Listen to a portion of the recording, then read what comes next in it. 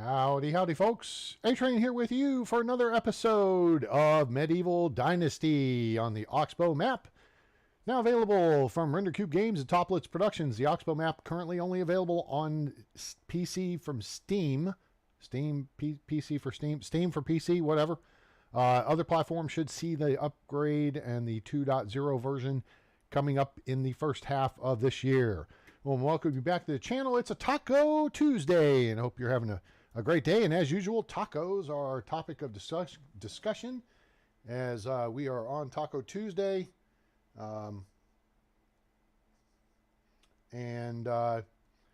We are looking at a matinee edition of the program today. So that works out for our folks over in Europe. So, yeah, I hope you like the cute little thumbnail I did there. Let me see if I can, hey Adele, let me see if I can do this. My darling, I can't get enough of your love, baby. All right, well, she came in and said, oh my. Even George Takai chimed in, oh my.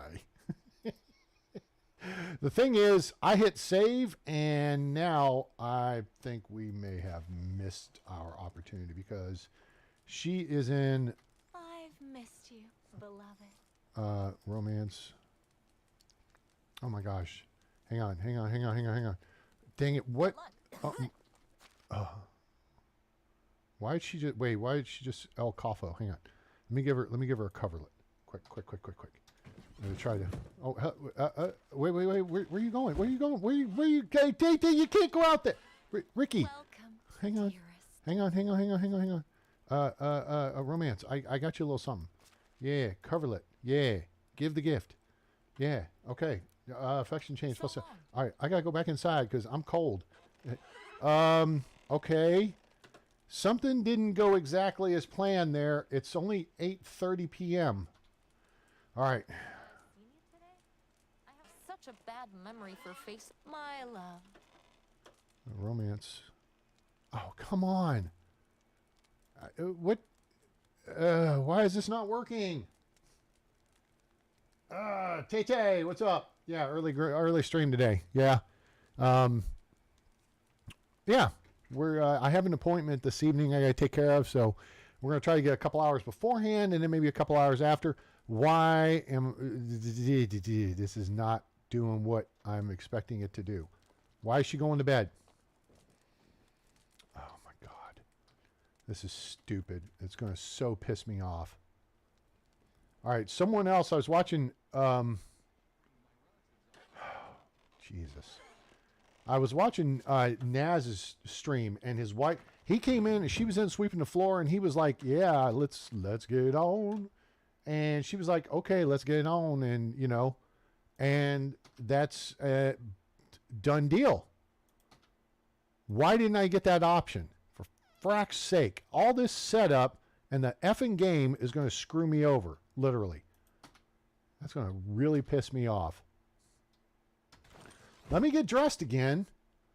I mean, I kind of had that all set up. And it actually jumped forward to the point where she walked into the house. So I was in there before 7 p.m. waiting for her. I'd even gone and said, I think it's time we had a baby. And she's like, oh, yes, blah, blah, blah, blah, blah. So, damn it, Beavis. All right, there we go. All right, so now we're fully kitted back out again. That was not how this was supposed to start. All right, hang on. I've got, again, a little bit of a distraction going on. Hang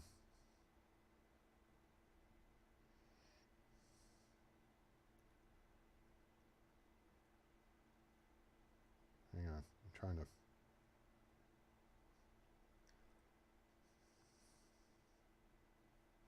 Okay.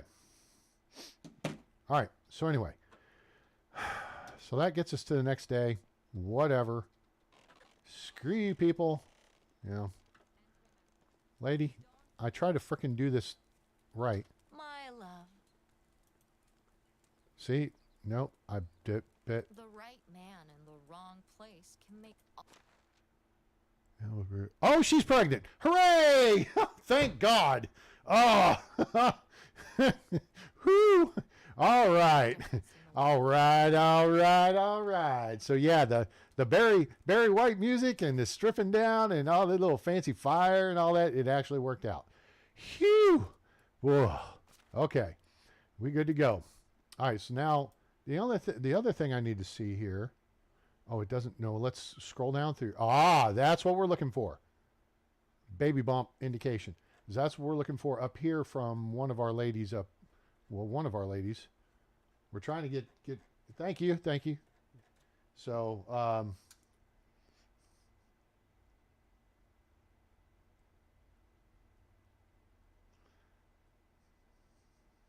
right, let me see here.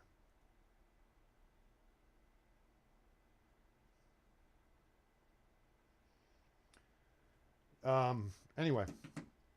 Oh, there she is. Hi, Ambry. Yes, we are pregnant. Hooray. I was worried that all that effort, all that fundiness I was doing with the Barry White music and everything was going to be for naught, but apparently it worked out. So, screw you guys, I'm going home. All right, I did some, I played basically did I play 2 days? I think I did through 2 days. No, I did a full day of work since our live stream. I kicked in here last night. I moved some people around. Every day I'm shuffling. So we just, moved some people around, trying to get them, to keep moving their skill levels and stuff up and what have you. Boy, I did a bunch of stuff. Oh, you know what I did? Ooh, you know what I did? You know what I did? You know what I did? Check this out. Check this. Check this out. Check it out. Check. Boom. Smithy 3. We unlocked Smithy 3. I did a whole bunch of cooking, made a whole bunch of bread and pottage and stuff, and did a whole bunch of rearranging and was trying to, and crafted a bunch of ore and stuff. Trying to clear out storage over here. I moved a bunch of logs over here and what have you. And in all of that effort, we got Smithy 3 unlocked. Now, I'm not sure what upgrading the building's going to do for us. Maybe to create another job position. I don't know. I moved fertilizer out to the farm sheds. Firewood, I'm going to leave right here because it's still counting down. I want to make sure we stay on top of that because we do have an extra 500 firewood standing by over here if necessary.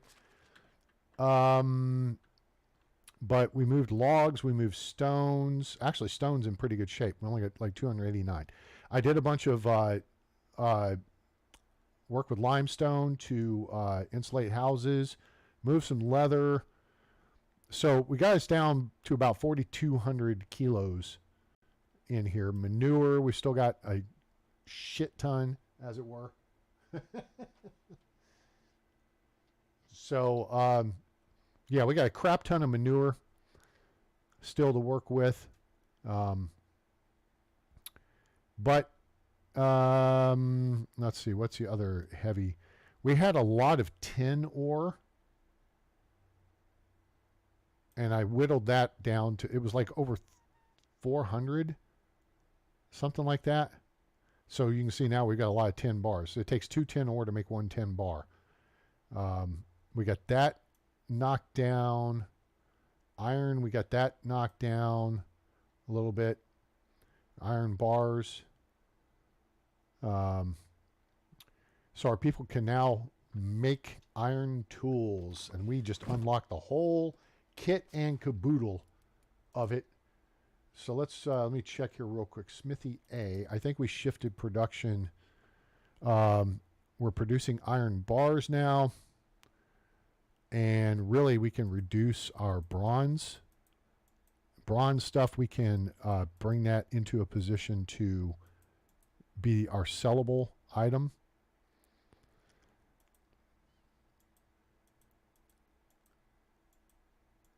Two per day, yeah, that'd be great. If we can do, so basically two That's ridiculous. Look at how big that jump is. That's stupid. They need to fix that. Seriously. I mean, if you look, we go from 1.99 on 10 bars to 2.11. But here we go 189, 151. The jump is so dramatic. Anyway, so we need one of these to make one of each of these to make one of these per day. And then we got to make a couple of these per day. And then actually, what does the iron hammer require? Ah, you know what?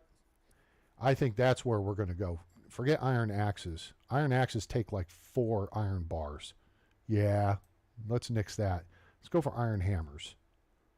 And then we could sell. Yeah.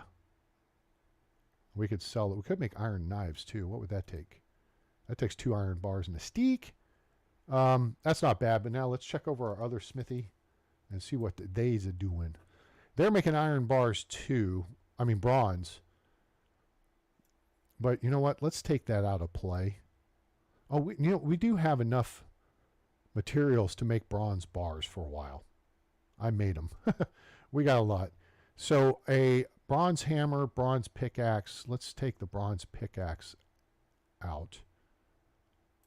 And, oh, well, that takes what, 4? No, 2 bronze bars. What about the iron pickaxe? See, that's weird. I don't, 4 iron bars, that's a lot. So we will stick with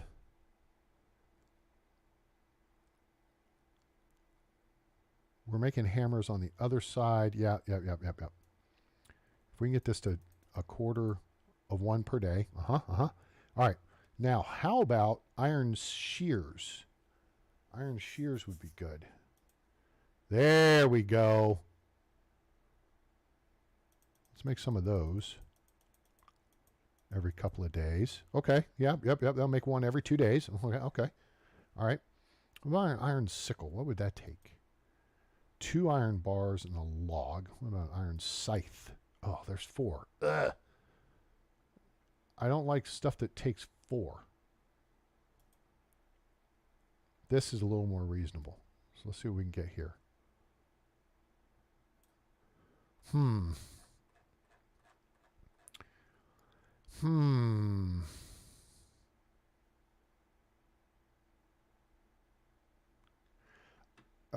Okay, I have a plan. Whoops, that was not the plan. The plan was to have these folks focus on bronze. Okay.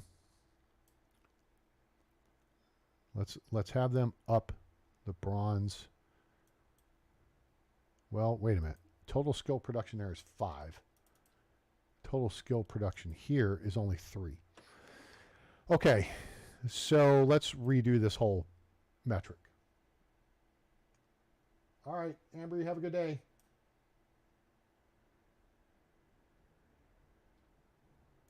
Hope everything works out with your stuffs. All right, here's what we're going to do. Since this is the weaker of the 2 facilities, and yeah, we could, okay. Fishing spears are still a good thing. We're going to drop that down just a little bit in production. Iron shearing scissors, that's a specialty item. I think we'll have them do that too. Now, let's cut back to this here. 2.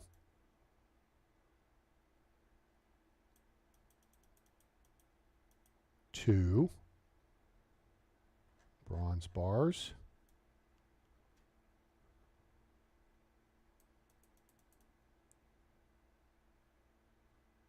Almost 2. All right, that means this comes out of play. Yep.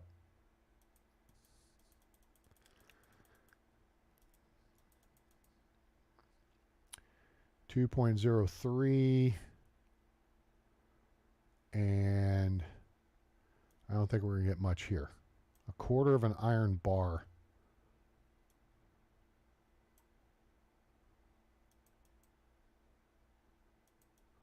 I mean, look at the difference. That strikes me as odd. It vexes me. I am vexed. All right.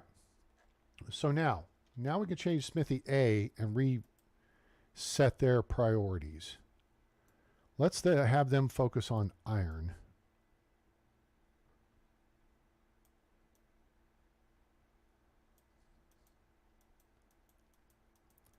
Okay, I'm going to have them actually do 1 bronze bar per day.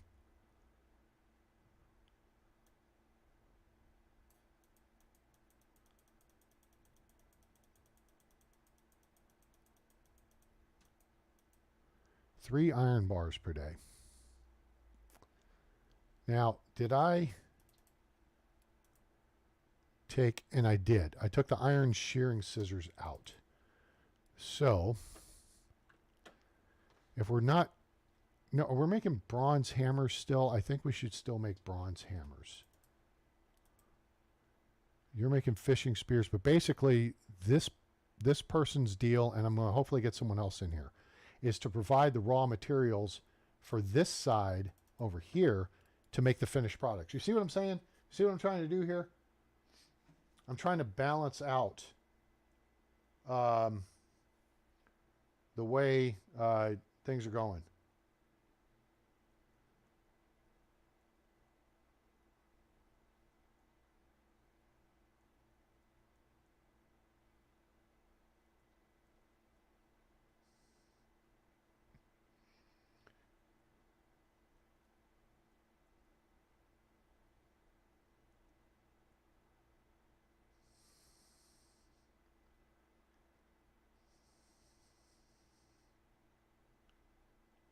Just a second here.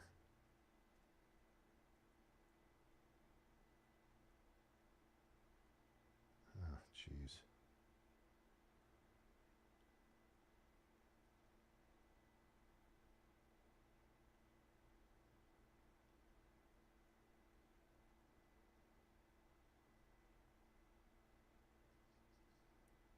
Just a second. Dang it, come on. I need to just...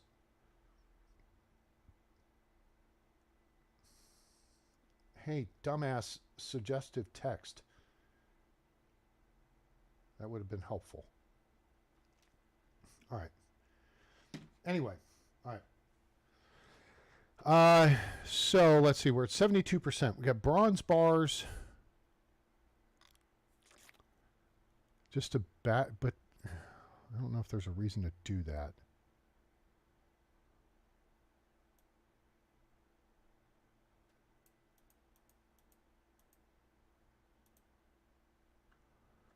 Oh, and then the iron shears. What's, it doesn't tell it, well, shoot. Bronze shearing shears and scissors, excuse me. Iron. It's not telling us what their durability is here. That kind of sucks. That's okay. We'll figure it out. All right. I think that's going to be a good breakdown. Hopefully I can get another production person over here and square that away. And now up our production in Smithy B. We may have to look at a third Smithy. After hours, I do plan on upgrading one of them at least, so we can see how that looks. Because I don't think I've never unlocked Smithy 3 on my games. So we got the wife pregnant. This is good. Should we? Where's my piece of paper? Here it is. We need to do some round. Get. Oh, you know what else we need? What time is it? 07:39. What's the O stand for? Oh my God, it's cold. Give me this stuff. All right, we'll keep that stuff. We got a lot of seed too. Not that we need to sell all these bags. We can sell those at our market. All right, here we go. Sell that.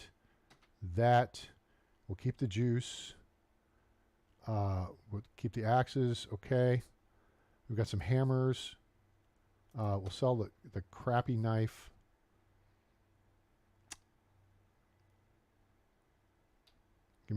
I need to check something. Buckets. We got buckets. Cherry wine we're going to hold on to. Clay bottle. little bit of decorative crap we'll hang on to. Clay vials, I think we got 1 or 2 extra. Copper axes we're selling. I made a bunch of those. Copper bolts we don't need. Deer skulls I guess could hold on for decoration. Fertilizer we get a crap ton of. Fishing spears we've got a crap ton of. I said fishing spears, dummy. 20. Oh, geez. How about 17 of them? That'll do. Flat straw hats we're selling. Flaxseed we've got a little bit.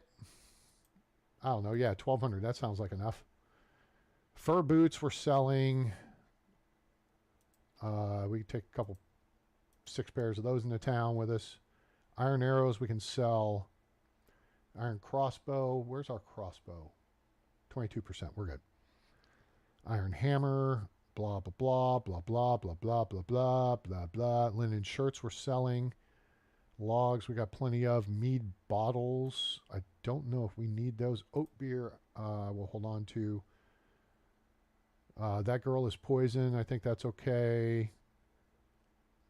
Rye beer we'll hold on to for now. This stone crap we don't need. Straw, thistle, blah, blah, blah. Torches. Wheat beer we'll hold on to. Wicker crates. Wine bottles. I don't think we need a wine bottle, but I guess it could be a decoration for something. Wooden shovels and spears. We're going to hold on. No. I'd rather do that with the proper one. Don't need that. Don't need the wood plate.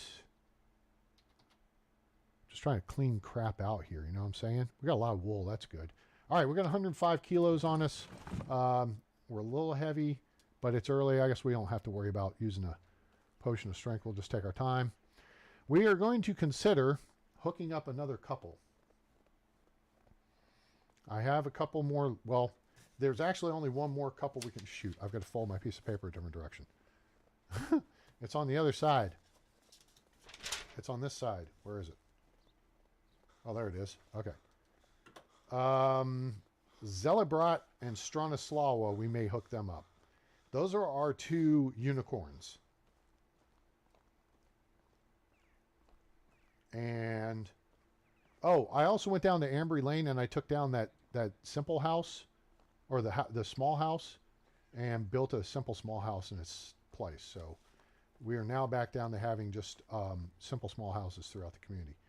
If anything, I will rebuild my house to be a small house, but All right. Mark Guslav, help me out here, brother. Hey, yo, what's up? How do you do? Good, what's up? All right. You have a little bit of money, so let's offload some of this crap onto you. First off, let's buy some fishing spears. That's the heavy stuff. Good. That got me underweight. Copper bolts, take those. Bronze knuffle, take that. Beer bottles, boom, boom, boom. And that. Flaxseed. How much money you got? A little bit. He's broke. All right. Only the so long.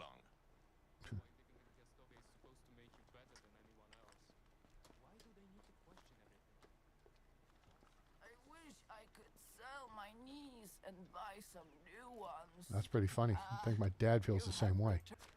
Okay. Let's see here.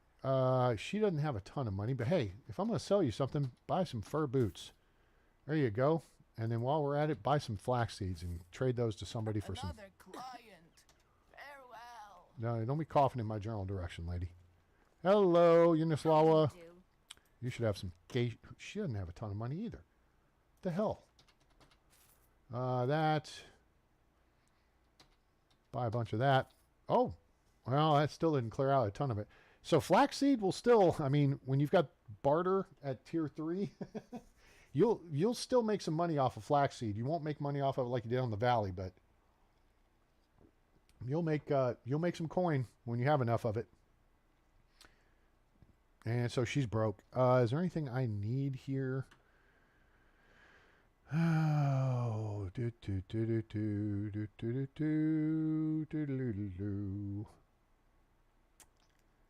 I don't think there was anything we. Oh, you know what? I can always use more iron bolts. Now she's got money again. Hooray. Buy this crap. And this crap too.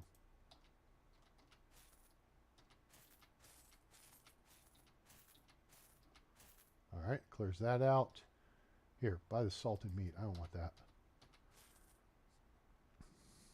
And now, let's go back to flaxseed. There you go. Cool. Best goods in the realm. Yep, now you broke. So long. All right, so if anybody needs flaxseed, well, Markoslav technically needs it, but... Oh, it's you again. Oh, it's you, yeah. Oh, he's got a mission. You know what? Hell with that. we ain't dealing with that right now. Boom. He still didn't... Crisis. Goodbye. Where's Dom's? Oh, this lady here, Ludmila. Hello there. She got a little bit of money. Now she's got none. See you soon. Yep. Dom's here. Yo, bud. How are you? Oh, cough the other direction, brah. All right, first off, let me take all your money. All right, now, let me buy some stuff. Decorated beer mug. Can be given to a man. No, amber necklace. Well, that's cool. I wonder if she'd actually wear it. Cloak, brooch, coverlet. We already gave her one of those. Dried figs. We have that. Fang necklace. Ooh. Glass beads. Glass bottle.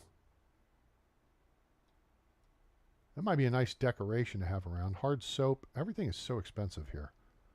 Except this lavender honey, which we turned out. This plus 10 kilogram weight limit, you need to know something about that.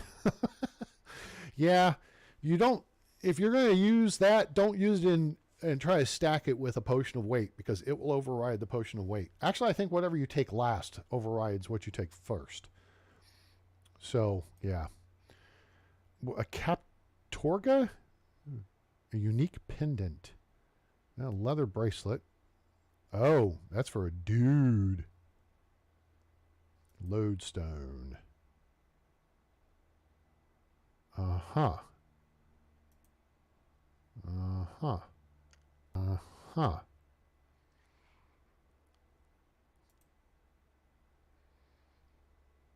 Olive oil is given to a man. Perfume. Now that seems like a good one. I want to get that partially for a decoration, I think.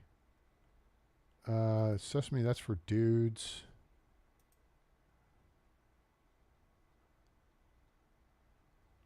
I mean, why is a thimble 600? Seriously. Oh, is this a Batman utility belt? We need a Batman utility belt. Or ornate toolbox. That's what I need. Yeah. I need an ornate toolbox. All right. I think we're good. Oh, wait. Hold it. Here. Take these. There. Now you got a little money. Have a good day. Yeah. Smell you later. Okay. We have Dobromira, who's available here. Oh, she's a production specialist too. Hold it. Let's check our, nope, not that, this. Housing situation.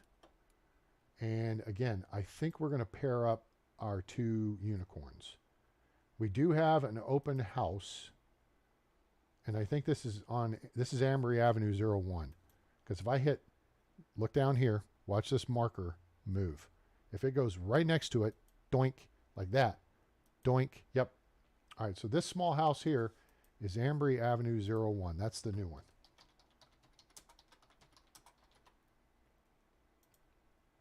Okay, cool. So that's available. All right, cool. Got it.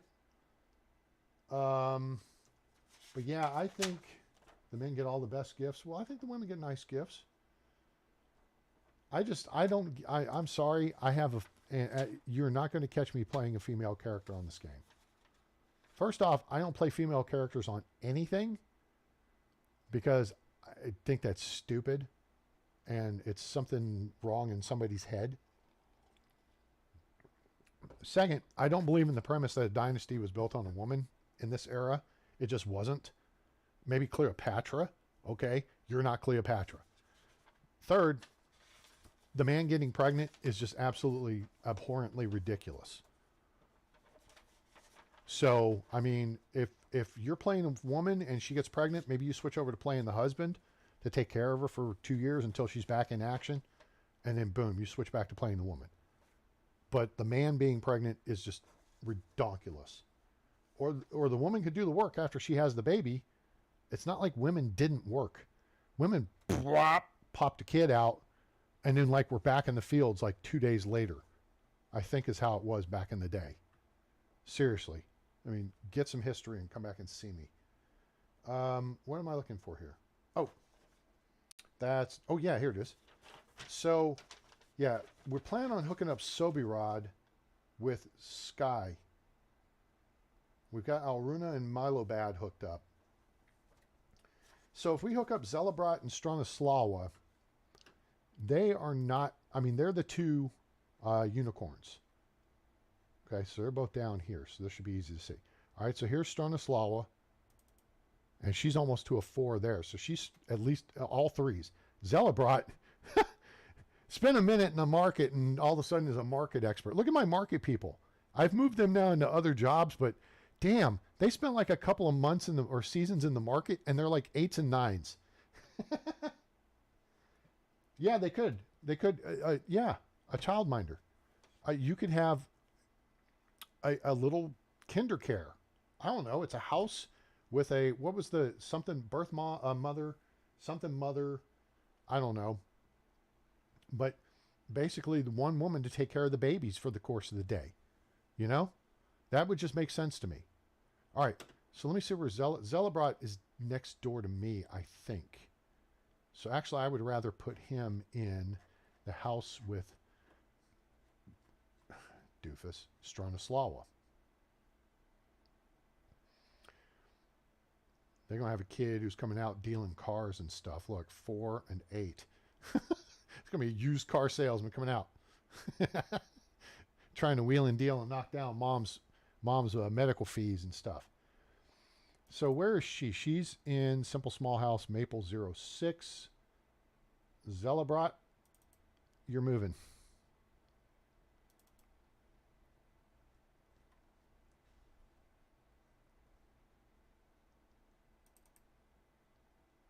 Y'all go have fun.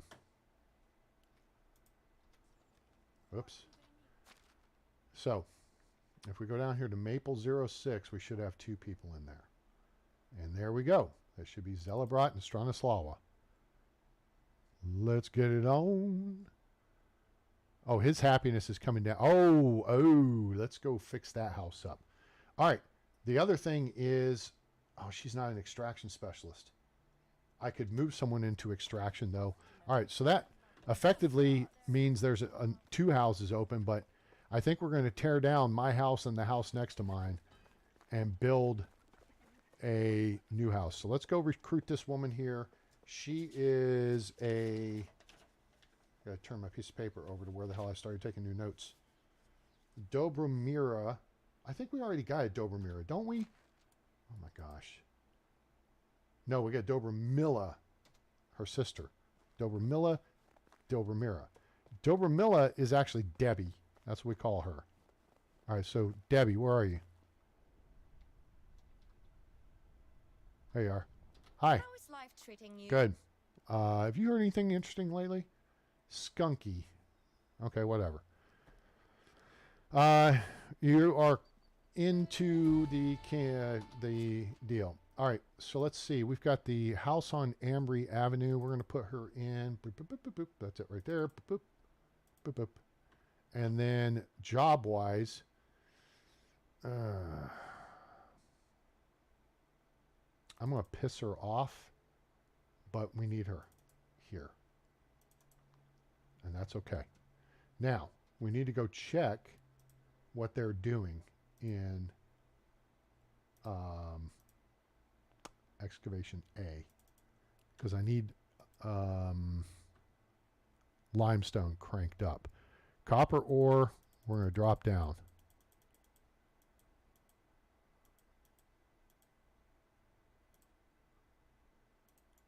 Might as well drop it down to 4 per day. There you go. Close enough. All right. Let's get limestone kicking in the ass here. Very good. Let's check their...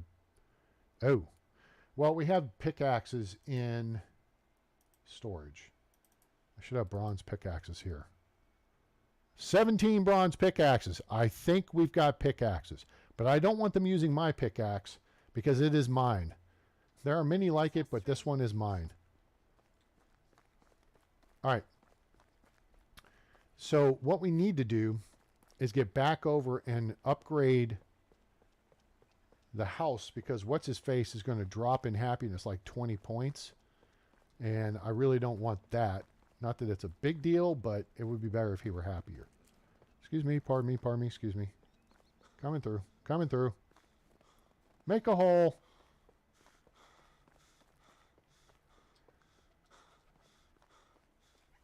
Wet nurse? Yeah, something. I don't know.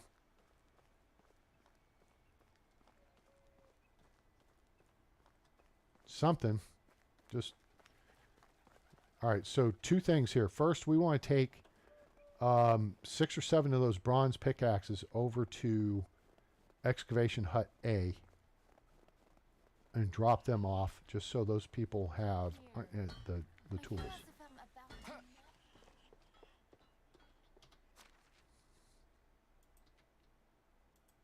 There we go. That'll do. All right. And we'll throw those in here. Cool. I don't want them using my iron one. All right. Next. What time is it? Still should be morning. Yes. We do more before 10 a.m. than the U.S. Army does all day. Limestone. Please tell me we got 64 at this point. Please tell me we're up to 64. D! Duh. Duh. Okay, let me think this through then. How much fur do we have? We have a bit. Okay, let me think this through again. That house probably doesn't have shutters. 6 logs, 6 planks, and 6 iron bars.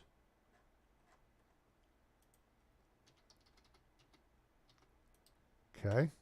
And then we'll take the stuff to do rugs as well. So we're going to need like 32. Sure. That would be wolf skin. All right. Very good. We're going to do some upgrades to their house. That's over here on Maple. And was it Maple 6? That's 2. This should be 4. Yep. This should be 6. All right, very good. All right, so let's whip this out. And we're going to put you some fancy shutters on. Keep you from getting cold. Hello? Fancy. Oh, for frack's sake. I didn't think that through. What an idiot. Well, let's do the rugs.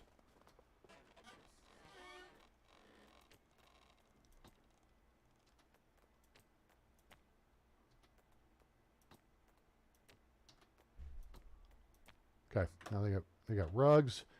I can bring in the stuff to do candles. We'll bring them a deer thing. I want them happy, so they'll get the bow chicka bow wow on. 4 planks per window, blockhead. So you need 12. Wife rhymes with strife. Coincidence? They said it, not me. Just saying. How many freaking planks do I have? 2. All right, so I need 8 more. No, I need 6 more.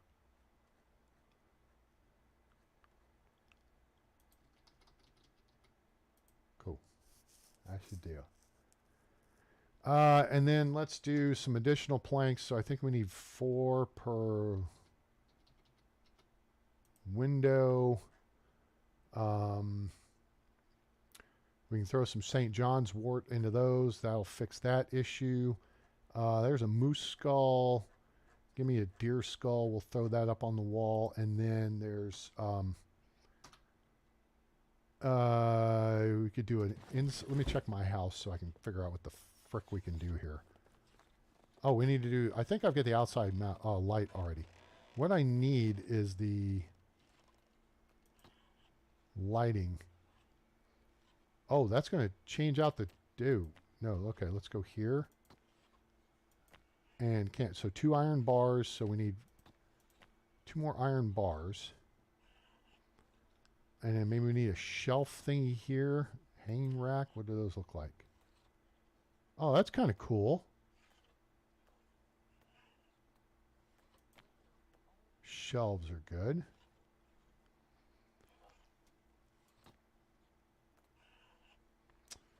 Three planks.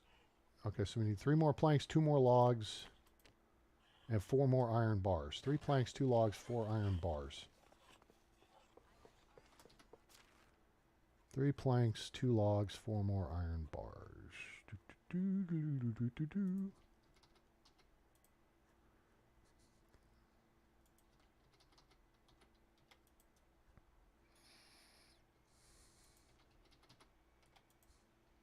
Okay, hopefully this has got all the crap we need now. And then we'll finish this aspect, and then by then we should have 64 limestone in storage.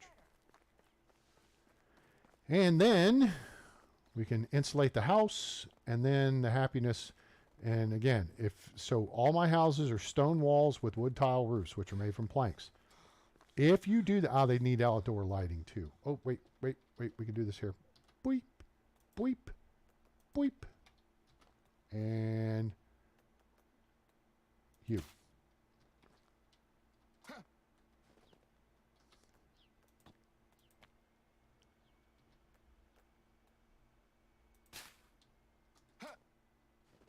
Duck under there then, dumbass. All right, here we go. Here we go. That and that. Okay, cool. That, done. And then, did we do the other side? No, we didn't because I screwed up. And that, done.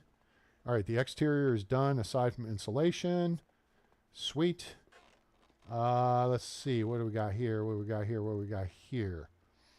I think we need, well, I think you want a decorate wall. Nope.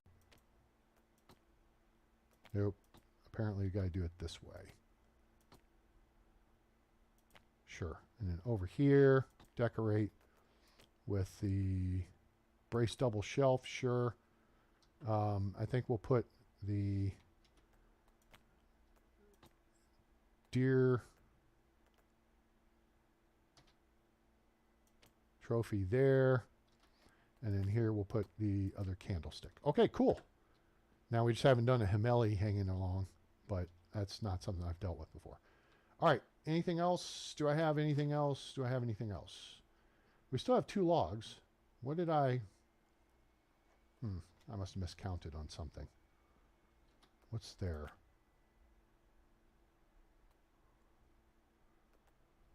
I'm going to do a shelf above the door. I'm not worried about that. I've hooked these people up.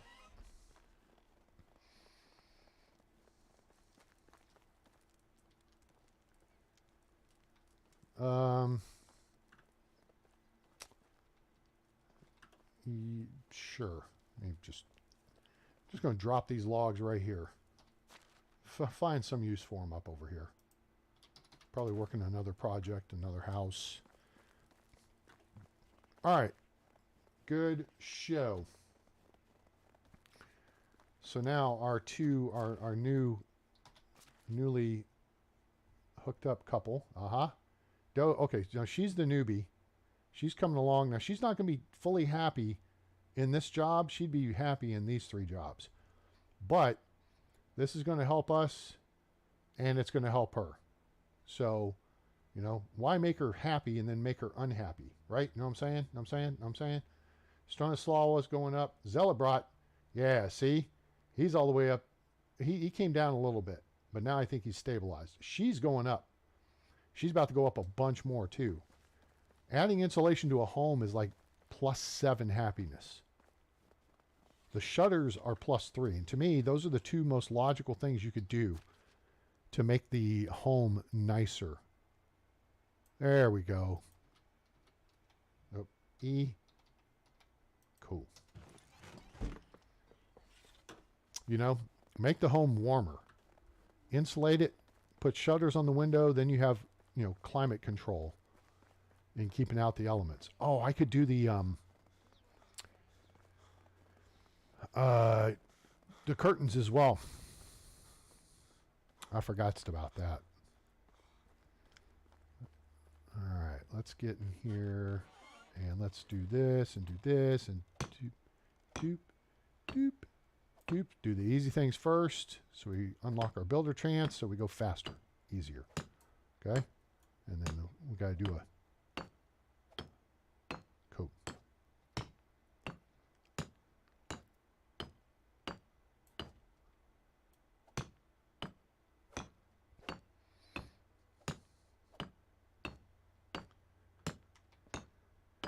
So I want to at least have all the houses upgraded with limestone, insulation, and shutters. Because that takes your simple small house, which is 2x2, 2 wall sections by 2 wall sections, right? Okay. The small house is 2x3. It's 2 deep by 3 wide across the front and back. Unless you move the doors, I guess. Anyway, simple small house built with stone walls, and is that it? Are we done? We done? I think we're done. Swell. All right. Cool. So that's done. Kick back over here. Kick back over here. Oh, shite! Look how far that spear came through the wall. Holy shnikey. Okay. Didn't see that coming. That's a stone spear. Okay. That explains the difference. Oh, I didn't even, oh, whatever. Okay. Okay. All right. So I'm going to try something here. I want to see if we can maybe make this a little less obscene. Yeah, someone's going to walk along and rip their shoulder open. All right. So let's put the copper spear in slot 2. All right. And go there. Now, is it all the way through the log? Holy shnikey. Yeah, it is. Okay. That didn't do exactly what I expected it to do either. You know what? I think that works. That works good. Maybe it's the stone spear that won't punch through so much. We'll test that out. Because I think I did stone spears over in the other spot. So we'll just leave that bucket there. That bucket is in a position to get heated. It's all good. That's pretty funny, though. I just realized the thing went like, you know, the full length of the head through a wall. Could I just throw it softer, maybe? I don't know. Let me just try that, because that's interesting. Let's test a theory. Okay, it's up. So now, if I just aim here. Oh. Well, wait a minute. What if I just pachook? Nope, I can't pachook it. Okay. No, we're going back full on.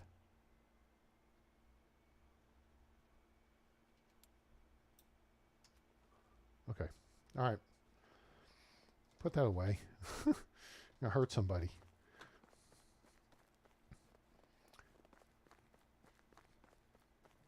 I think our little village is coming along rather nicely. Now, last night during the stream, it occurs to me I brought something up, and I cut off in the middle of my statement, as is, you know, I'm known to do, because squirrel or shiny object or something.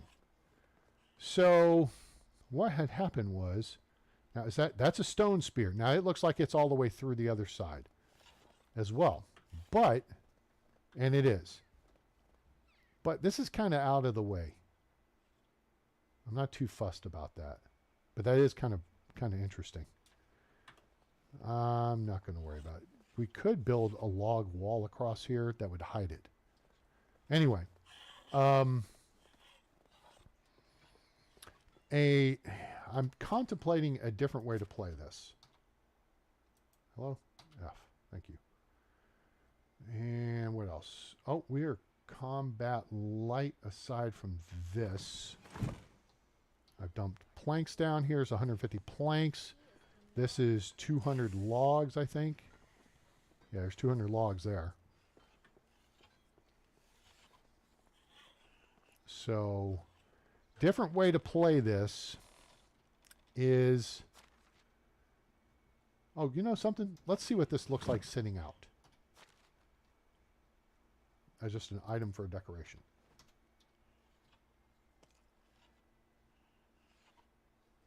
I see. Interesting. So we put a shelf in here. We could put that on the shelf. Wait a second. Hang on. I have an idea. I want to test this rack thing out. Although I was going to tear this house down and rebuild over there. There's no point in doing more fancy stuff to it if I'm going to tear it down, right? That will make a whole lot of sense. But I do need an extra house where I could put my wife in the meantime. And we do have an extra house.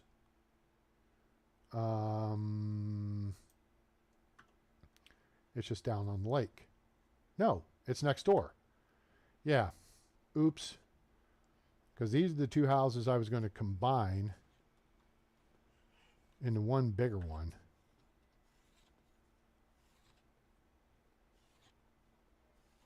Huh. I think we're going to hold off on that. Anyway, so my thought is playing this more realistically. How do you play this realistically and keep it moving along? And what I'm thinking is that maybe you limit your seasons to 3 days or less. You force yourself to have to sleep at night. And maybe you just kind of set it up to where I don't know. You limit yourself to basically building your own farm instead of building a community. Because the dynasty aspect is your family, right? Is extending. I don't, you know what I'm saying? I'm kind of trying to figure out how you could set this up so that it's more focused on your family and less focused on building a frickin' town. I mean, maybe you have one or two people on your farm with you. But otherwise, maybe, you know, you just simplify the game where you're not constantly chasing after, oh, how do I keep up with smithy production and kitchen production and blah, blah, blah, blah, blah, blah, blah. Maybe you don't have all that crap because you have all the cooking. You pick something you want to do, right? I mean, you might have a wood shed, right? That would make sense. And you might have a farm shed. You might have a barn. Yeah, that's part of it too, right? And I'm thinking we're probably going to accelerate this from 7-day to 3-day seasons before too long here. Because I want to kind of get the game moving along. But do you see what I'm saying, Adele? Like, you have a farm, you have your house, you know, you have a couple of fields, but it's something you and your wife basically handle. Maybe you build a sewing hut that she works in, and then maybe you have a smithy that you work in. You pick two production buildings, and you specialize in something, and she specializes in something. And you don't try to become an Adam of all trades, as it were. I mean, Jack of all trades. Right? because that's kind of how the game seems to push you to play. And it's a little simpler. But you do have some realistic time constraints. You try to live a more realistic life. You're not trying to make enough food to feed, you know, a whole village. Everyone would be responsible for their own food in this process. So I'm noodling over that idea. And that may become something we do with a complete different, you know, playthrough. Or, I mean, maybe it could be a multiplayer playthrough.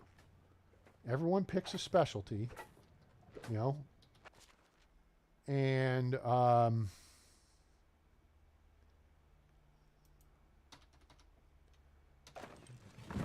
you go from there. Talk with me. I just don't like conversations about weather, crops, animals, children, politics, work.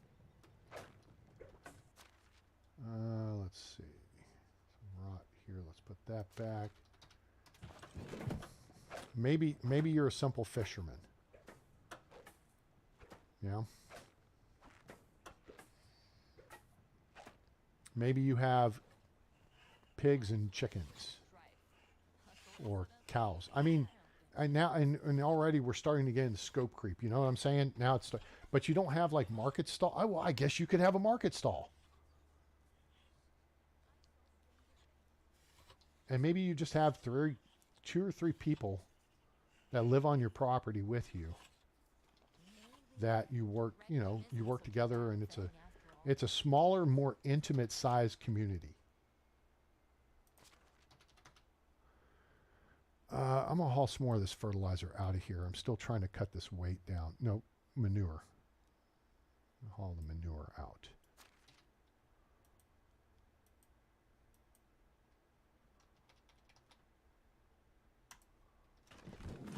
Yeah, this is going to take a minute. Walking around with a lot of crap here, people. But this is what, 100 kilos worth of manure.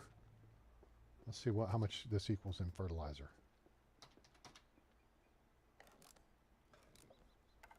It's going to be 100 kilos of fertilizer. Yep, didn't change. Did not change. Fertilizer's 1 kilo or half a kilo each. Yep. All right, so let's work on maneuvering and getting this up to. Yes, hire a private wagoner to carry your things. Yes, I should. That would be great if the devs could just get on that. There's 2 different designs on the map for wagoner parking spaces, and it just be a building you plonk down like everything else, and maybe you have to build it. Looking for a truffle pig. Someone stole her. What is a truffle pig? I don't know what a truffle pig is. So, does it look like a regular pig? I mean, what does it look like? Can you describe it? Did it have a name? As if somebody paused it.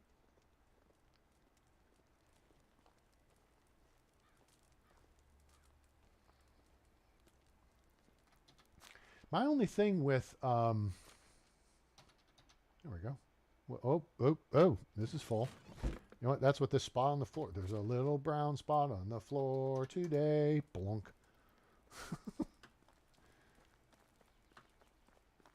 It smells like poop from yesterday. Boo-doo-doo-doo-doo-doo-doo.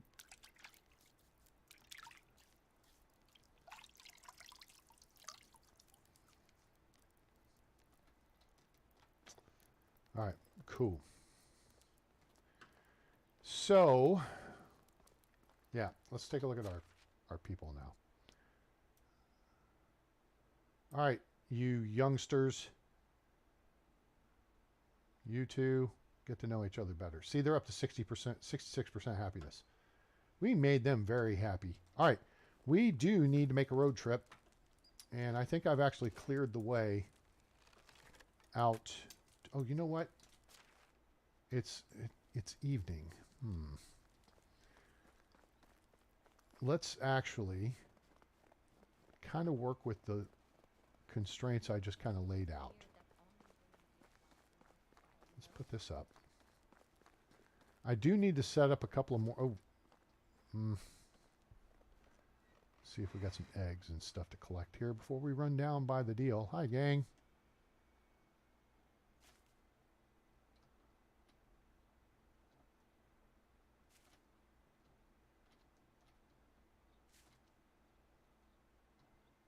Oh, we got chickens. We need chicken names.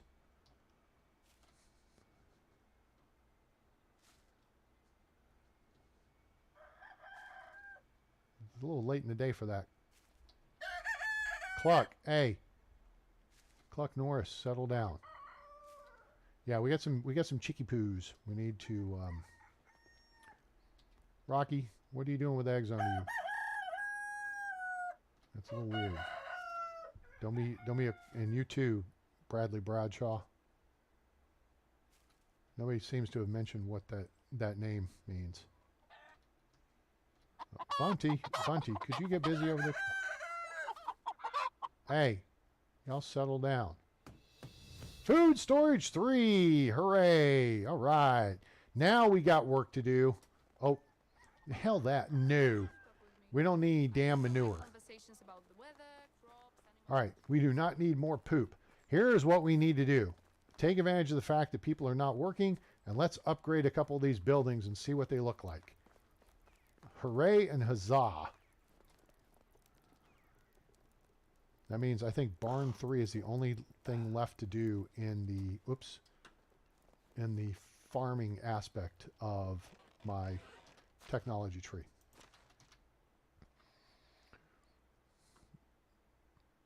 All right, where are we in regards to cattle?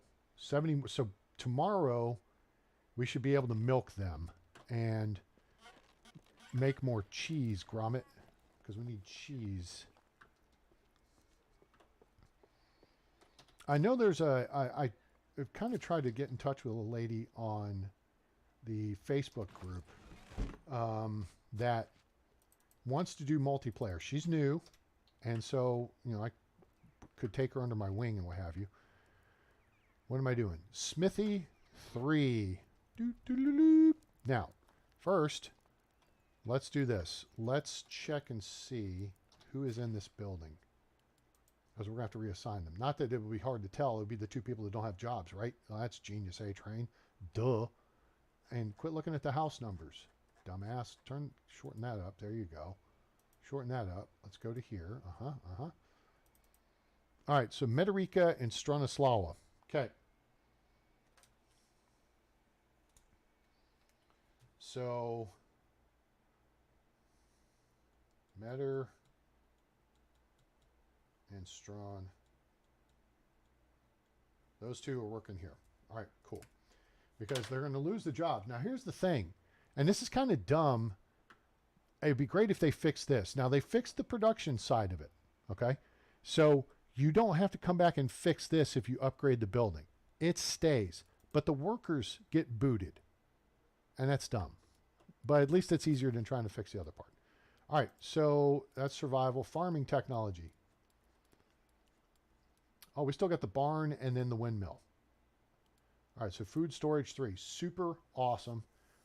We're going to upgrade that. And we're going to upgrade. And then right here, we've got Smithy 3. Then we got Sewing Hut 3. Then we got the tavern. So, yo, we're halfway there. Whoa. Chicken on a chair. Whatever. All right. So how do you upgrade a building, A-Train? Well, that's a fine question. This is very simple. We're going to go into the building menu with our hammer out. You don't even have to actually have your hammer out, I don't think. We're going to go into building menu. Go into buildings. This is a production building. It's Smithy 3. And see, that's it. If we wanted to build one standalone, we'd have to go build it somewhere. Okay? But if you just want to upgrade a building, you just kind of stand in front of it till it locks in, turns green. Boom. That's it. Now, so we got logs and planks back. All right? So now we got to whip this hammer out. And we got to see what we need here. We need, ooh, it's going to be stone. Ooh. All right, let's get these logs out of our hands then. Get that, get that. Oh, we can go ahead and put the planks in, sure.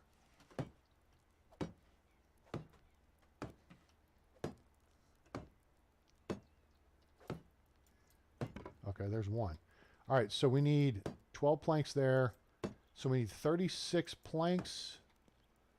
36 planks, 14 stone. Okay, let's grab that real quick. 36 planks and 14 stone. Mm-hmm.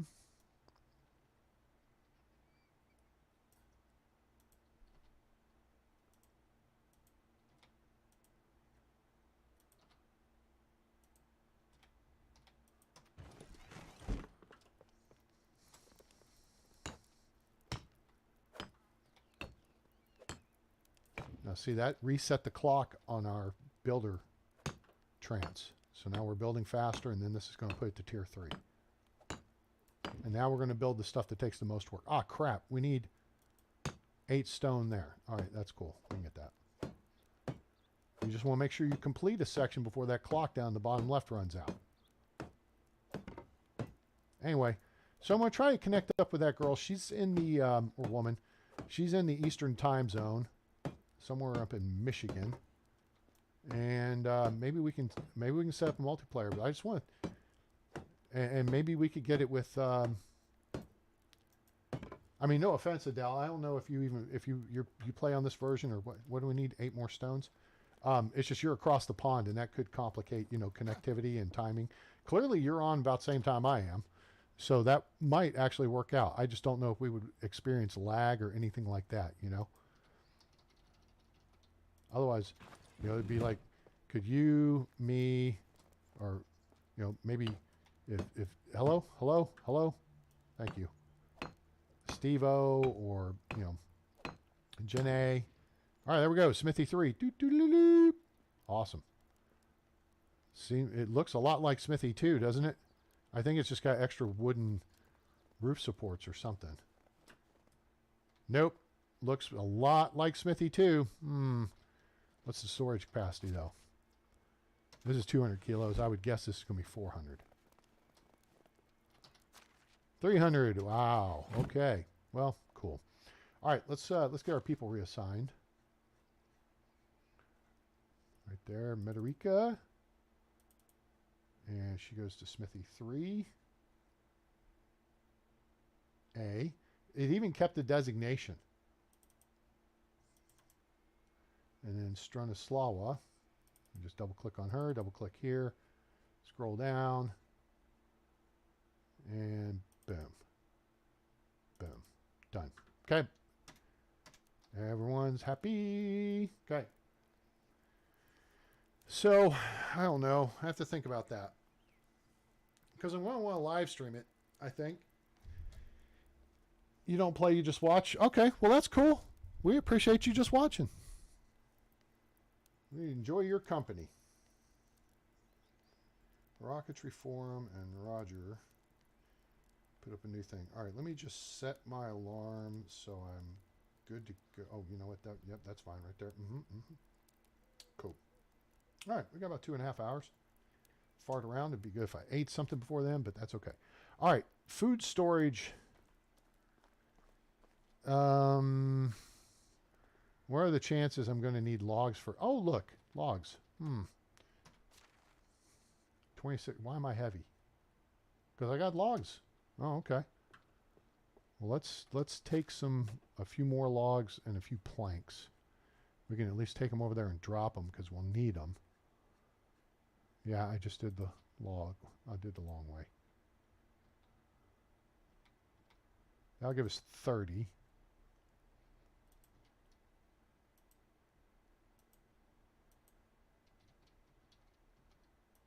Okay. That's a lot of weight. We're probably going to need stone for this, but this will be cool because I don't think I've upgraded buildings to tier 3 before. This is new. It's new and exciting. I like this ship. It's exciting. Storages, food storage 3. Boom. Confetti. Oh, now we can't move. That's terrific. I thought that one through.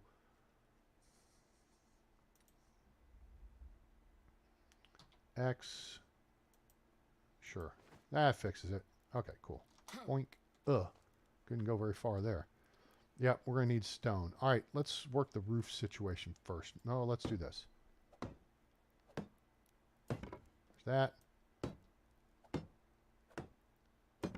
that. That. And I don't want the damn interior. I want the frickin'... Oh, dumbass. Cool. Now, what about the...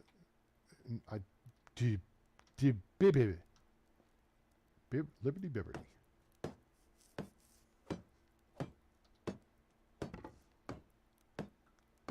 Oh, this doesn't take as many planks as I thought. Cool. I don't want the interior. Not yet. Tay-tay. Oh, okay, cool. Shoot, I got the interior. Oops. Double dumbass on me. Okay, so now we need that, we need that, we need that, we need that, that, and that. This is why I didn't want to finish the interior. Okay, so it looks like everything except... Why is that 8? That should be 2 logs and 6 stone, just like the door of a house. Huh? Eh? Be a little consistent here, gang. All right, so then if my math is correct, my frickin' 1980s public school math, 1, 2, 3, 4, 5, 6, 7, 8. 1, 2, 3, 4. It sounds like a dance routine. We need 64 stone. All right. Cool. How many logs do I have on me? Tell me I have 40. 40 would be swell. I have 33. Okay, whatever.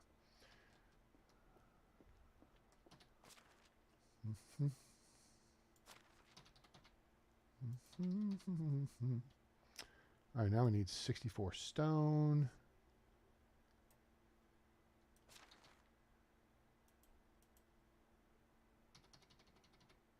Got it.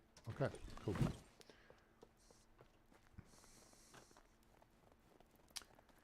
All right, we'll start back in this corner here. This is part of the reason why I didn't want to finish the interior, because one crack and then we would have had the upgrade on our builder trans.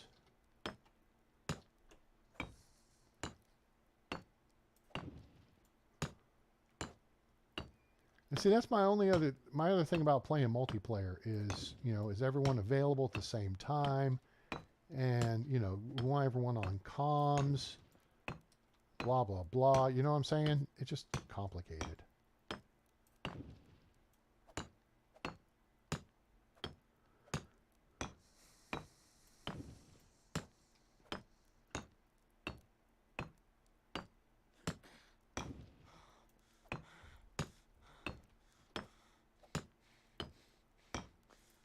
Done. What's our storage here?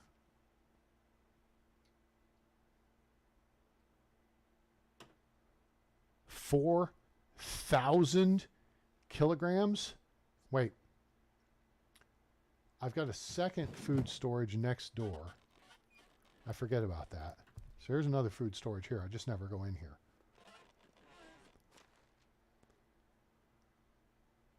Okay, so these are 1,000 each. The food storage 2 is 1,000 kilograms. So then food storage 1 must be 500, 2 is 1,000, 3 is 2,000. Hey, Stephen Gerard, or is it Gerard? Welcome aboard. How are you today? Happy Taco Tuesday to you. All right, so that's awesome. Now we'll eventually... I mean, we could daub that up top there, but I just burned through all the limestone we have. So that's going to take a minute to get that squared away. But now we have 4,000 stuffs there. So let's check something. Let's check our food for the next day as far as sales. Oh, that's stupid. Don't go there. Go here. Let's look in the deli first. We have plenty of meat. We're about to run out of dried fish meat. Pottage looks good. Soup looks good. Oh, the produce and bakery. Okay. Yeah. Plenty of pottage, plenty of soup. Honeycomb, we're actually bringing in because we got somebody working the case. So that's good. And we still have a little bit of fruit left from the year, so that's good as well. We have plenty of beetroot and plenty of meat and plenty of cabbage. The beet,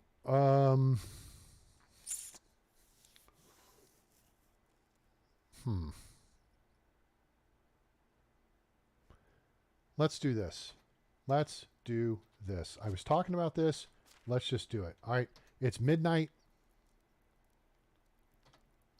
12 o'clock on the Swatch watch. No time to chill. Got a date. Can't be late. Hey, the girl is going to do me. Let's sleep. We don't want her sleeping single in a double bed. Only a few more months of this burden, and I'll get 2 years of maternity. I get 2 years of maternity leave. Oh, nice. That's terrific. 2 years of maternity leave. All right. So let's wait. What are we selling in the deli again as far as fish goes? Roasted fish. It's dried fish meat. All right. So let's, well, wait a minute. No, it'll say right there. Just open it up. All right. Open this up. It looks in there. There's fish. Oh, we have 113 fish meat. Okay, sweet. Now, how much roasted? Ah, we're out of roasted fish meat. I have a solution to this problem. Let's solve the problem. Okay, take this. Well, our people are going to have fish meat to dry, so, well, we'll take this, and then we'll take, like that. Yeah, that's a good idea. I like it. Let's go roast this, and then we'll put roasted fish meat on the menu, available in the deli. Fresh in the deli.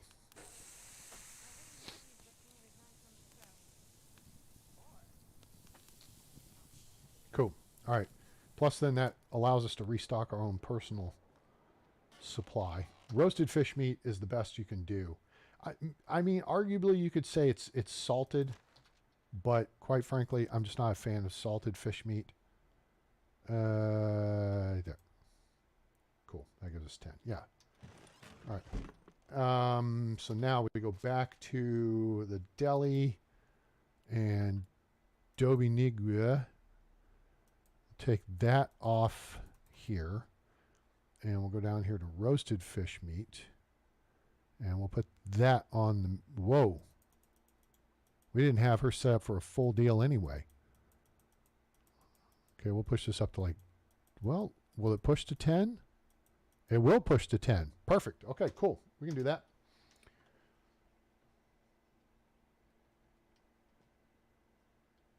The family quests. Cool. All right, so now I can do a little crunch and munch. Wait, do I have a big number? I do. I have cheese, grommet. And I am heavy. Well, I have the hammer on me. Okay, that's 2 kilos of food. Let's just eat this. Boom, boom. And then eat some of this. Boom, boom. Done. All right, we're set. Now, I think I already cleared out the Wizzent down here, didn't I? Yes, they're clear. So we need to go to Ostoya and check the hobo camp for what is available down there. Oh, let me scratch out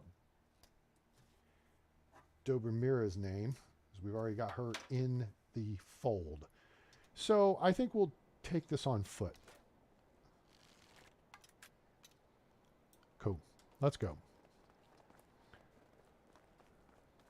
Baby, it's cold outside.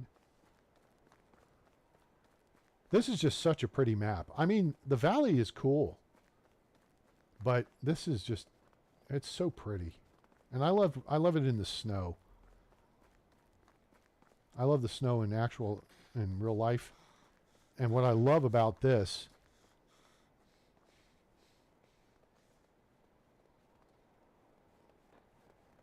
is that right there. It sounds like you're actually running in snow.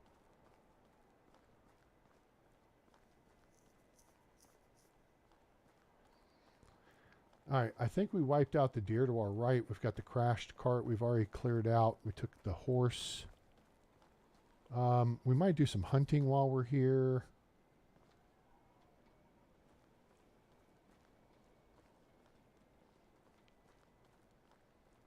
We already got the bucks from that spawn. Oh, wait a minute. Let's see if the knuckleheads are out, shall we? I think we shall. The knuckleheads would be the bad guys that like to hang out right up here. Now, we don't have Wizzent over here to deal with. So we're going to look for a shooter and on the left and two. Last time, I think there was two on each side. What's that? Is that a rock? That's a rock. Okay, I don't see a crashed cart, so the highwaymen are not here. Move, bunny. So yeah, you got to be careful coming through this pass because you'll wind up with, there's a shooter and a tank on this side. The tank will engage you. The shooter will stand off. And then there may be one or two shooters on that side. Okay, so be forewarned of that. All right, if you come over here going to Astoria. Your better bet is to just go overland the whole trip. Is just kind of stay towards this regular path, come around the Wizzent, Tuffalo, the Tatanka. All right, and just go this way. Now here's another deer spawn. So I see a buck right there. Uncle Buck is right there in front of us. Except he's going the wrong way. Dude. Frickin' engage him with guns here in a second. Too close for missiles, so switching to guns. Whoa, hello, shite! Holy crap! Boy, that snuck up on us. Okay, it's abandoned. How do we know it's abandoned? Well, first off, there's nobody standing around because we're still on the 2.0.1.5 patch. So they probably haven't fixed the zombies yet. Second, there's no fire burning. So let's grab this shite and we'll take it into town and sell it. What you got over here? Now, if it were me, I would set this up where in about 30 seconds some people would show up. And it would depend on if they were friendly or hostile. I think you need 5 different tiers, because you got 4 different personalities for the women, right? You need 5 different tiers of, ooh, a pouch. That'll sell for a little bit of coin. Because we could really use the money. That's funny. That's funny, we need money. Ah, A-Train, you're so funny. Like the women have 4 different personalities, right? Which, I mean, most women have at least 2, right? Am I right? Right? Right. No, it's not funny. I kind of thought it was. Anyway, the point being, I don't know if the men have multiple personalities on here like the women do, but then I think everyone needs an attitude. Right? So, what's your attitude? Is it lawful, neutral? It's almost like a Dungeons and Dragons thing, right? You have neutral, lawful, neutral, lawful, and then you like chaotic, neutral, and then chaotic, right? Or unlawful, neutral, unlawful, right? Or maybe you just keep it simple and have 3 different personalities. You have nice people, you have passive people, you have kind of neutral people, and you have aggressive people. However you want to break it down, right? But maybe you're looking in a camp and some people show up, and it depends on their personality on how they react to the fact that you're rummaging through their stuff, right? And they may say, hey, why are you rummaging through my stuff, man? And, hey, it's time to, they're going to kick your ass. Goodbye. Oh, dude, no, don't. Thank you. It's like, dude, don't be rolling all the way down the frickin' hill. That's wolf territory right there across the creek. But maybe they're nice people, and maybe they're like, hey, can we help you with something? And then you have to decide how to react. And it's like, do you give them their stuff back? Are you a douchebag to them? Hey, what's up, jerk face? Oh, shit, that didn't work. Try this again. There we go, that worked. Do you see what I'm saying? And then maybe if they're neutral, maybe, you know.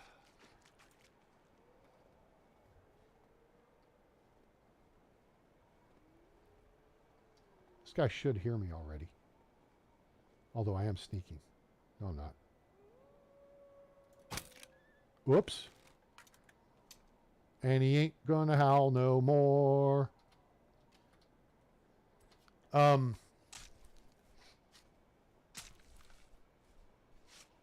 Yeah.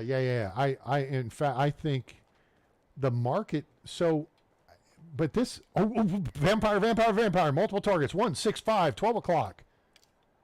Hello, boys.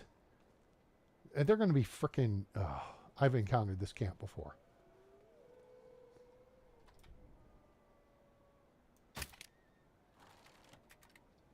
They got one more up there somewhere, I think. See, the problem is they're not going to engage. They're bugged right now.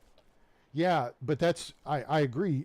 Like, it would be cool to have a traveling traders, have traders coming through with like a, you know, a cart, like a wagoner's cart and stuff. Dear God, please don't let these guys have.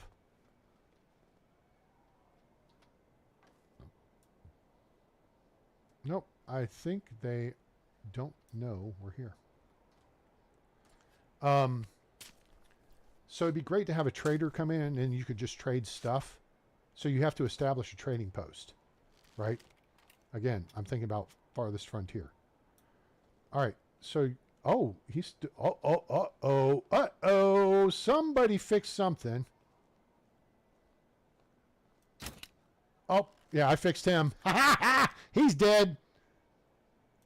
And he's dead. Yeah. What you gonna do, bitches? That's like I just hit you with a stun bolt. What do you got there, pal? You got anything going on? You're standing there looking like you want to fight. Nope, you're done. Folks, I believe in gun control. I'm a firm believer in gun control. My definition of gun control is one shot, one kill. What's up, G? You got arrows on your back, dumbass, and a bow. Why didn't you engage me from range, dumbass? Gory, gory, what a hell of a way to die. Gory, gory, put my bolt right through his eye. Gory, gory, now he's standing like a fool, and he ain't gonna steal no more. Zoom, zoom, zoom, zoom, zoom, zoom. He was just a rookie bandit and a camping in the cold. He had a few drinks and he was feeling mighty bold. A-Train came along and now he's deader than a rock, and he ain't gonna steal no more. Gory, gory, what a hell of a way to die. Gory, gory, what a hell of a way to die. Gory, gory, what a hell of a way to die, and he ain't gonna steal no more. Zoom, zoom, zoom, zoom, zoom, zoom, zoom.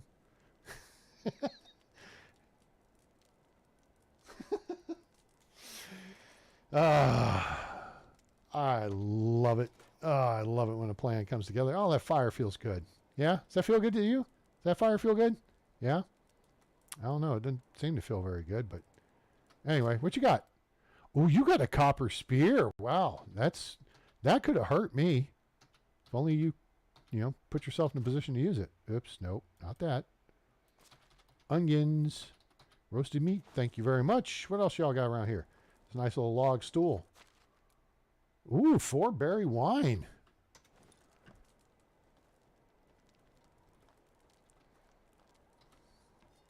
Stone axe, perfectly good cart. I would be happy to liberate, like Fu Manchu. Just grab that bitch, back it up, load my stuff in it, pull it behind me. That'd be nice. Yep. Mm-hmm. Anything else, boys?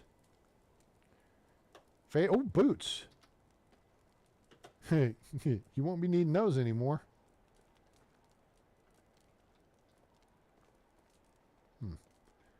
My stun bolts work very well. Not to mention the fact that that was 3 shots, 3 kills, gang. I'm just saying. I kind of felt it was pretty impressive. Where are we at weight-wise? 66 kilos. And they ain't gonna bandit no more. Look what's here. Now, this here is the area I'm really kind of intrigued about building in. Shoot. I don't know if this is going to be the best idea.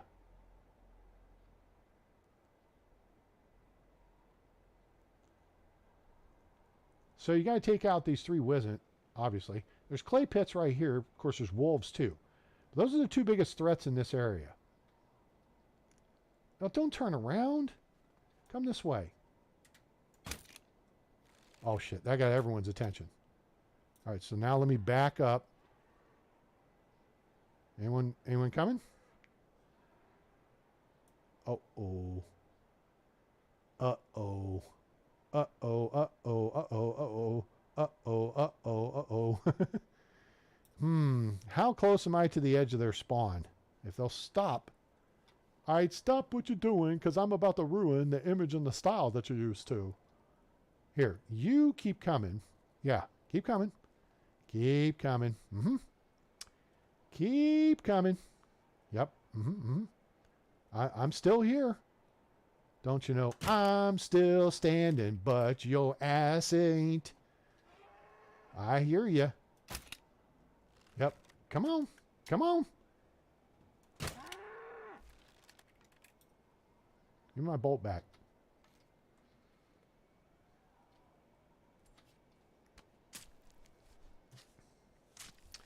Don't you know I'm still standing, better than I ever been.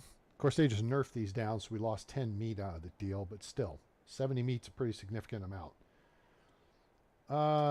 And we have, conveniently, although that's 7 kilos of it already, I think we'll be close. Glug. Where's your buddy? Oh, he's still down there chilling. How's your head? Snap ahead. Oh, I think he knows we're here. You have to move faster than that, palsy. Nope, I'm out. See ya. Smell you later. Nope. Here. It was these guys right here. Talk to them. That's your problem right there. Anyway, this area right down here is really intriguing to me. Let me unask this position and come over here by the stream, which is the whole point of the exercise. This stream flows down through here, and actually, looking at it, I feel like I'm looking downhill. And this stream actually flows that way. So, it's a little bit odd. But this just looks like a really cool place to build. I mean, look at this valley. Look at this. You have all this open space, and a river runs through it, as it were. Plus there's Bullwinkle and friends. All right, let me show you where we're at. We're right here. Now, the edge of the map is right here. Where this little notch is, that's the edge of the map. Okay? But you got deer hunting here. You got deer hunting here. All right? You got wolf to play with here, here, and here. Wizzent here and here. I mean, I would look at taking out these guys and parking something, just put in a plot of path that wipes out that spawn point effectively, and then build in this valley. But it's like this whole space here to here is fairly flat and buildable, and if you want to build fields, you build them on the slopes, right? But it's super cool. And I don't mean because it's freaking ice baby cold right now. All right, we got wolves up to our right, and we need to get to Ostoya. Whoops, that was not the button I was looking for. And maybe they got the memo that I just wiped out their buddies. Actually, we're on a clear run if we just proceed that direction.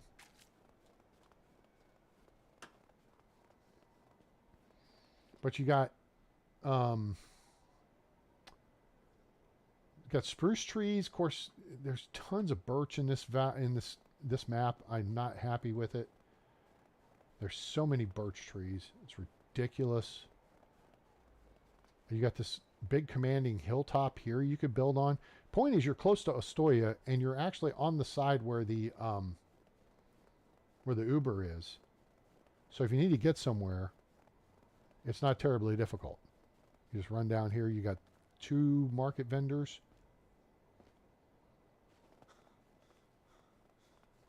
And then Uber's right here in front of us. We're going to the hobo camp. It's just so cheap to get around on this map with Uber. That's why I'm not even looking at getting a horse. We do need to build the horse stable and the donkey shelter. Oh, we need to go sell stuff. All right, let's go find people in town to sell stuff to first so we can unask some of this weight. All right, there's someone over there, and there's the lady over here, and then the food lady should be over this way too. Let's just put this down so we don't look hostile.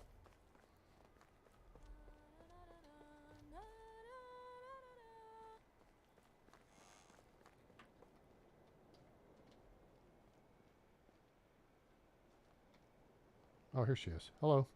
How is life treating you? That's good. Oh, you got money. You get cash. You get cash. Give me cash. All right, keep all that. Take those. Take that. We'll hold on to the chests. I do not need that or that. We'll hold on to that. You know what? I'm starting to stack up hop plant seedlings for future use. Leather we're going to hold on to. Mead bottle we don't need. Meat we're holding on to. The onions, I guess we'll keep. Take that pouch. Take the salted meat. Ah, here we go. Here's the crap that's weighing us down. Take this. We don't need that. Keep that. Take that. Okay. Jesus, that got us to 92. All right. Well, I guess we better frickin' get our ass in gear here. Whatever you need, I've got it. Good luck. Clearly. You got what I need. Luther Vandross. Scare the bitches into liking them. Throw your panties on the stage.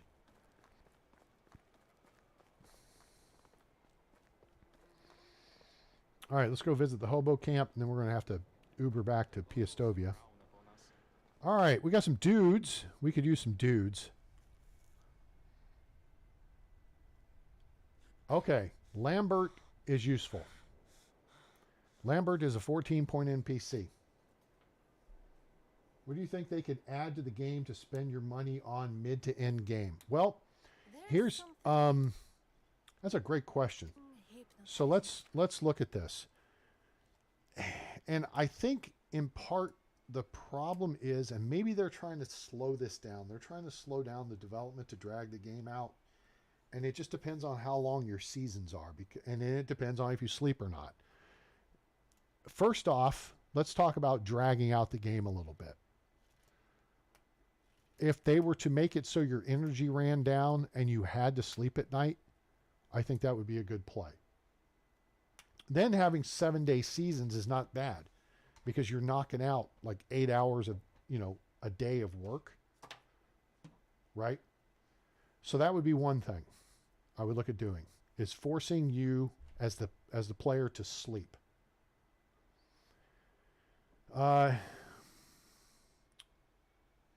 Commerce is a big deal. And you know something? I think that is actually coming, Tay-Tay, because in the roadmap, and I think it's down the road, but I think we're going to be looking at adding armor and more weapons to the game.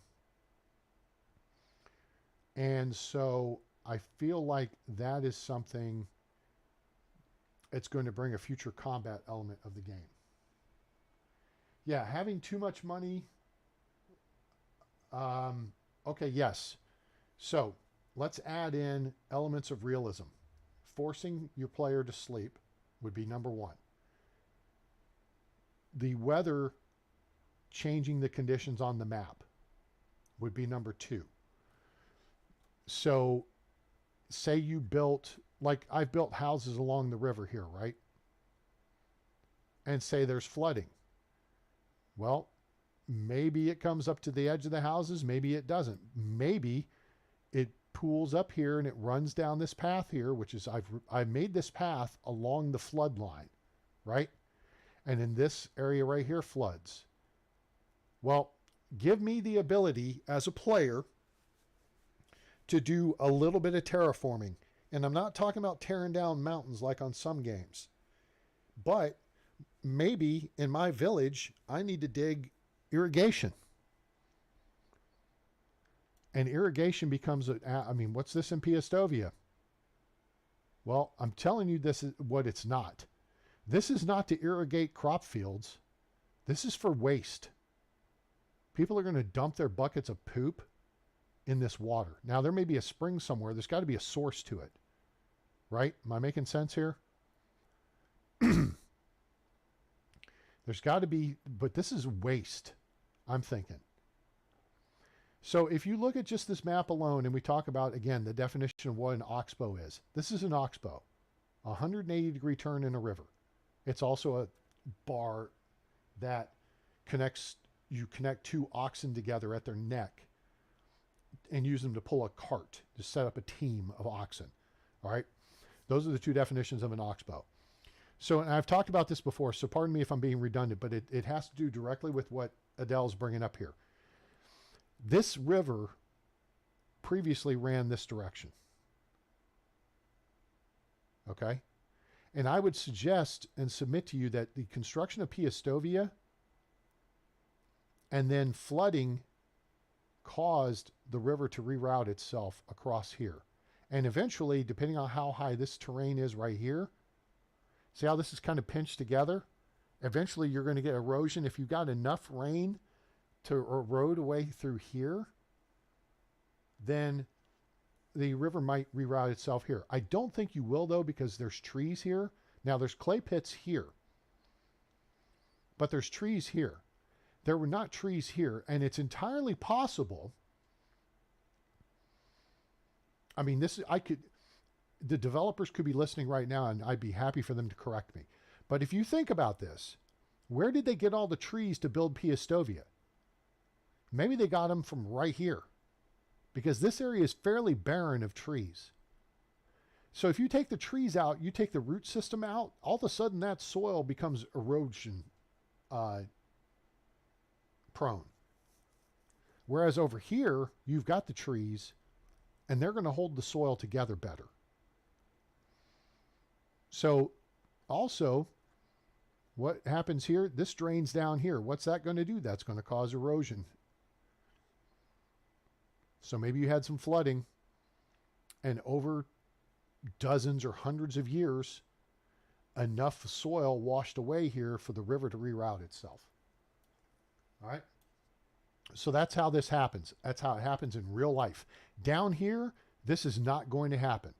The river here has eroded its way into the rock to set its course. It's not going to get through here unless it finds a way to erode across here. Because the water is going to take the shortest possible route from A to B. This is high ground here as well. Okay? So, let's say you have heavy snow and flooding. I need a way to drain this point of my village downhill to the slope, so then it will run down to there. So maybe that creates a situation where you have to reevaluate where you're building and how you're building. Also, if it rains heavily or snows, why can I move the same speed? You shouldn't be able to move the same speed because you're going to get muddy roads. The thing that this game lacks, and this is a thing, and I'm not knocking it, it's a complication that they may just not have built into it yet. It may be in someone's mind over at RenderCube. Guys, what was indicative of this time of human history? It was filthy. There was filth, and where there's filth, there's disease. And where there's disease, there's pestilence. All right? So that aspect has not been put into this game. It's in Farthest Frontier, and I'm not saying that it's better. It is a city builder game, but it's also a combat game because you have raiders that attack your city. If you so choose, you can turn them off. All right? This is a role-playing game, survival game, city builder. Right? Yes. So, what does that mean? If you have a sick house with the barber surgeon, who I don't know if I'd trust, in Piastovia, and you have an herbalist hut where you gather stuff, maybe we need a healer's house. Well, where do you get a healer? Does someone just figure it out? Does someone wander in someday that's got maybe that, skill set?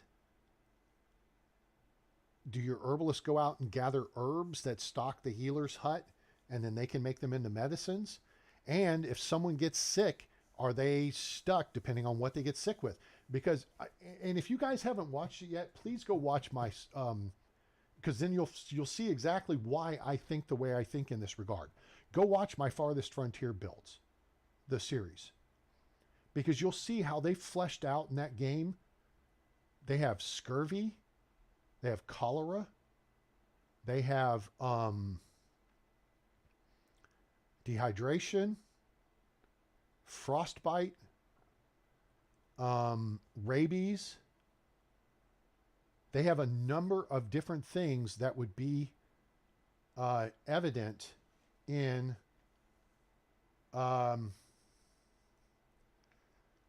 this era of mankind.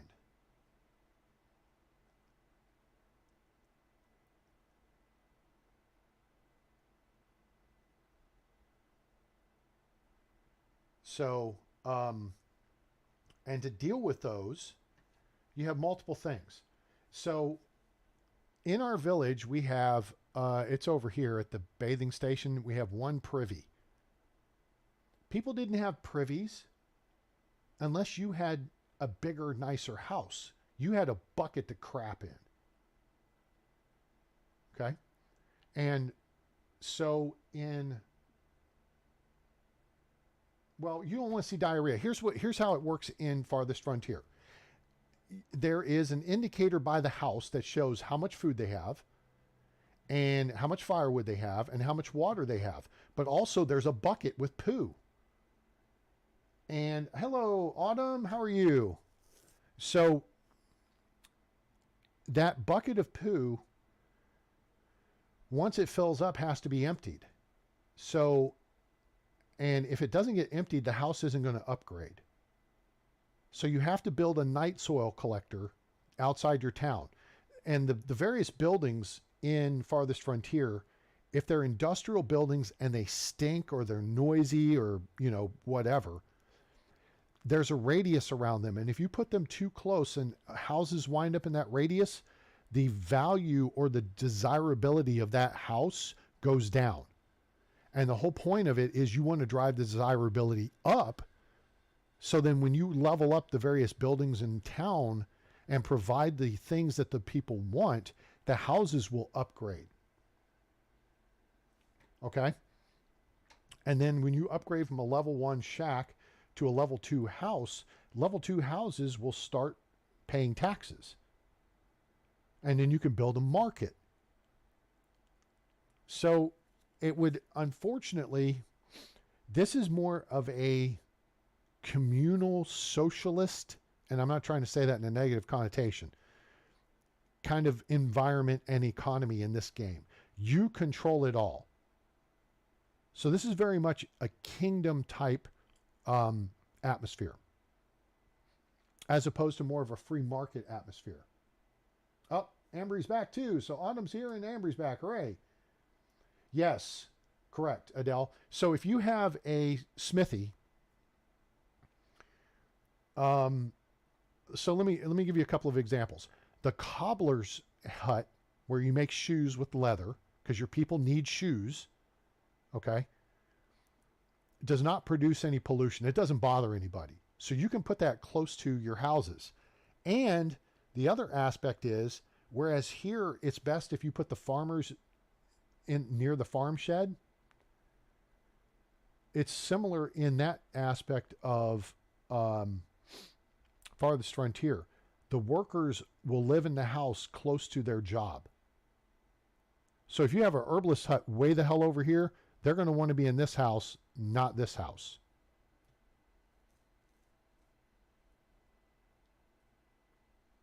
Oh, fun. Fun, fun.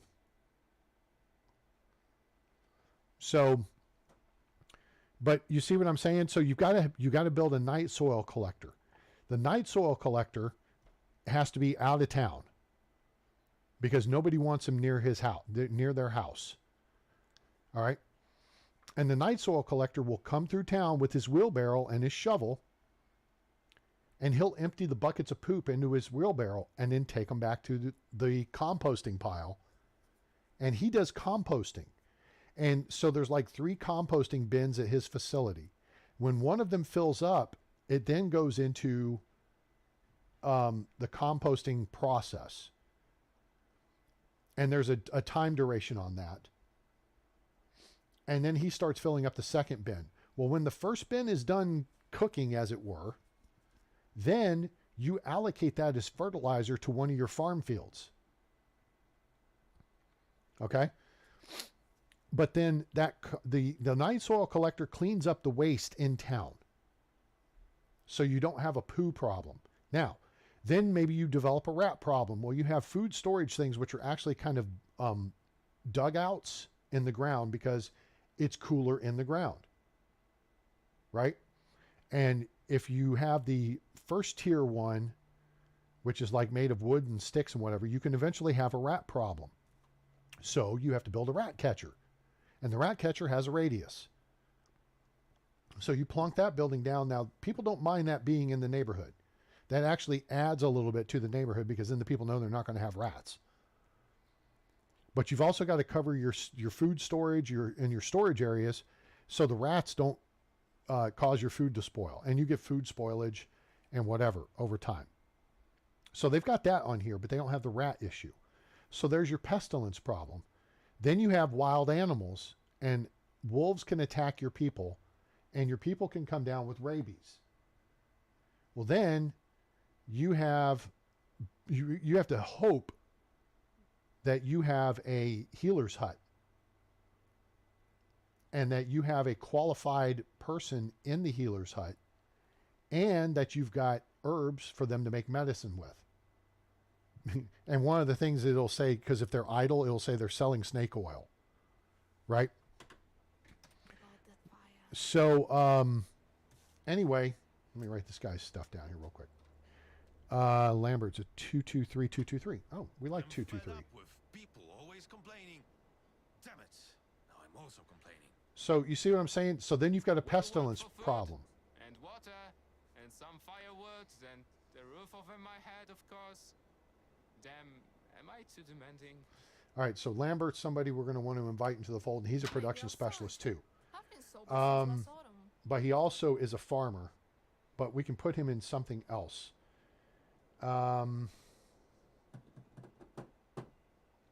So that's good. No, this guy, nah. I mean, he's a 12-point NPC, but he's only got 1-3. That guy's a 12-point NPC. She is a 9-point. Mildred, what is your deal, girl? You're a 9-point NPC. You suck. So, anyway. Shoot. Travels are all very well, but I would love to finally put down roots. I don't get why some people don't like the smell of fish. So there you go. I could eat them all the time. Hey, They're all dead hand from me a smallpox. fish one and Okay. I'll give it that a try. So, Steve-O, hey, welcome aboard. There's nothing We've got a matinee edition of the program today. All right, so we know we have a recruit here. All right, Mildred, Hello we're there. hi. Once Yeah, let's... I found a Here, snake. why don't you... So, take off, head up the path, Absolutely take a right, and head back to Clueless. All right. So, all right. So, yeah, that's how they handle pestilence, filth, pestilence, and disease in Farthest Frontier. And that is what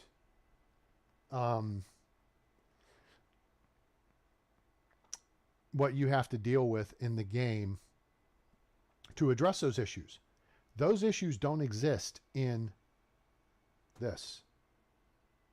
And that's what would be a challenge. So you have to deal with filth, disease, and pestilence. All right. With the weather issue, not only would you have to deal with flooding, but you have to deal with it slows down your movement because the roads become muck. The snow would also, once it thaws, the roads become muck. Rain would cause possible, flooding of the fields or wipe out some of your crops. Drought would cause the same situation. You lose 20% of your crops. It depends. They also, in Farthest Frontier, have a pH to the fields. Whether you have sandy soil or clay soil, there's a variable there. And the different crops that you can plant prefer one or the other. They also have a rockiness to the fields. You have to manage the field to remove the rocks. You have to plant clover to help fertilize the field because it gets tilled under. It's, top cover, it gets tilled under and it creates fertilization for the field. Some of the plants like peas and beans fertilize the field, whereas wheat and cabbage, most of the crops take nutrients from the field. So again,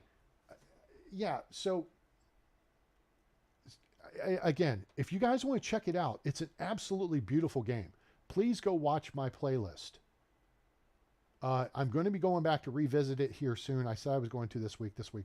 Last week went sideways on me. So Farthest Frontier, it's an amazingly beautiful game. It is very well done.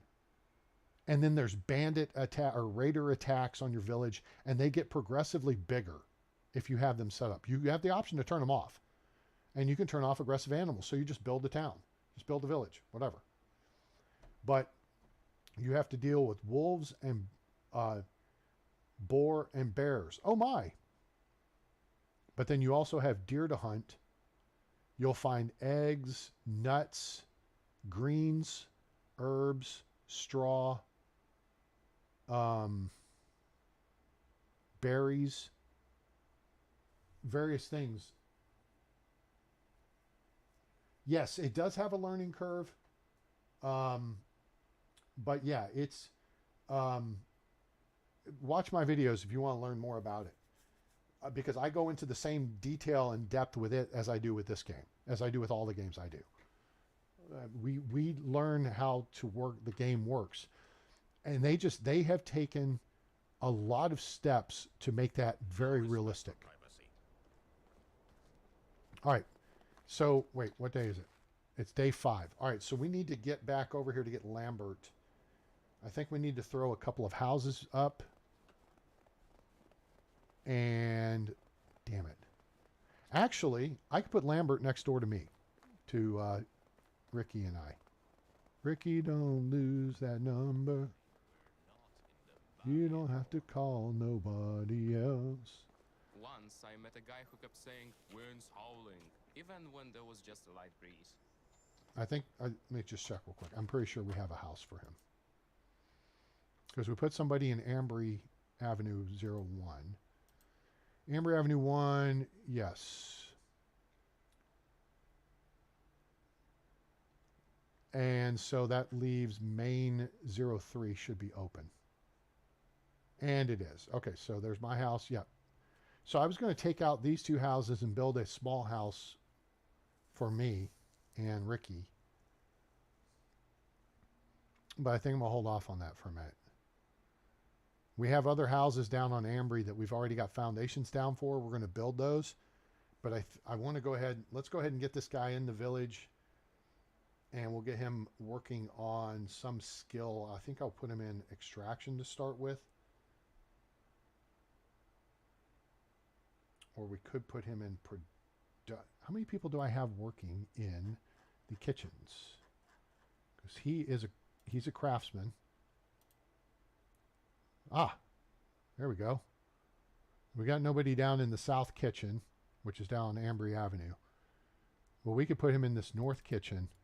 Slaw was there. She's a 2. So he would make that a 5. And she's making wheat bread. Yeah. Okay, so there's our plan. We have a plan. Oh, it's you again. Yep.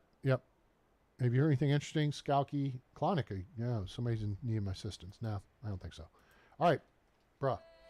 You, here's the keys. All right. You are going to move into main 03. So Lambert. Hey, Christopher Lambert. There can be only one. What's that from? Come on. Christopher Lambert. Here we are, born to be kings. We're the princes of the universe. They're remaking this with, what's the dude's name? Yes, there you go. Highlander. Oh,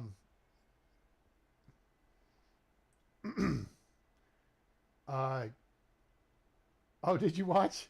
Oh no, that was 2 weekends ago. I didn't get to do karaoke Saturday night. I'm hoping to do it this Saturday night. We'll see how it goes. But anyway, all right. So he's going into kitchen. There we go. Boom, boom. And that'll make him happy. Let me hear you say, way-o, way-o. And that'll kick our bread making in the ass. So, good deal. All right, let's get over to Skunky and go see what is happening over there. I mean, listen, this is, for a first-person perspective game, this is just beautiful. I love this game. So, it and Farthest Frontier are, and see, all right, here's what we need. This setup right here is one setup. This is a very simple one. You just need some logs and planks to build the fence area, right? And basically, you're going to build a wagoner stop at your village. Maybe you need to put out some sacks or something for horse feed. Hello there. Hello. Let's go to Skunky. You know what I'm saying? And then this is a different style. His actually has nothing here, right? He's just right here up against the rocks. Love on the rocks. Ain't no big surprise. Pour me a drink and I'll tell you some lies. What? That was funny. Did you guys catch that one? Did you see what the wagoner said? Would you go faster if I painted some flames on your coat? That's awesome. Shoot, we're still overweight too. And well, I have extra potions of weight. So, by the way, up those hills there on that cliff, south of town, we checked this out. The wolves are your only threat. And what's interesting is we saw the wolves attacking the lynx. I'd never seen that before. This area right here is pretty flat. This area is not bad either. It's just a little narrow shelf. This area is a little more broad. Now you'll find a couple of spawn points up here. Like there's a axe spawn up here. You take this road, you go south, you go past the eagle, and then over here, or maybe that's the hawk. No, that's the eagle. And then there's a spawn point where you'll find 100% iron axe. There's a spawn point over here with like 500 coins. And there's a spawn point over this way with 100% iron pickaxe. Yeah, no stripper pole.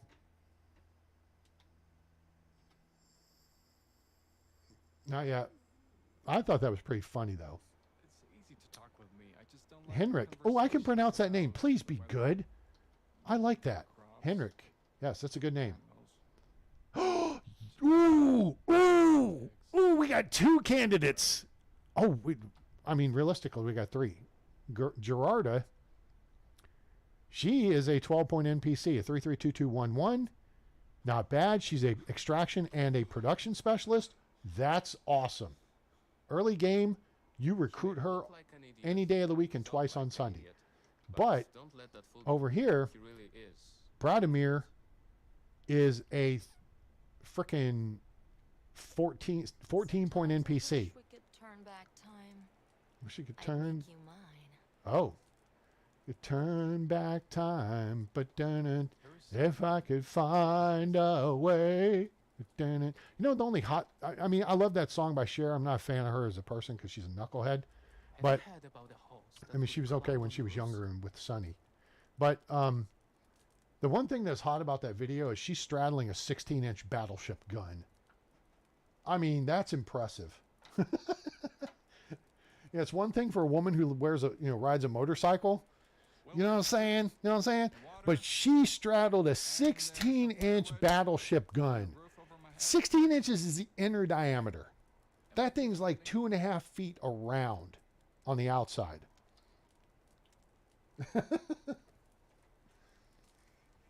Collecting donations for yes. We're collecting donations for a poll and for a webcam. Yes. All right, so we got Bradimir.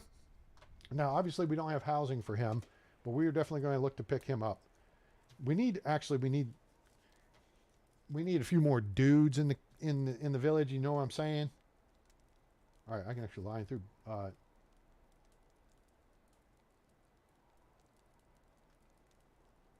Put an S next to his name because he's in Skunky. 223322.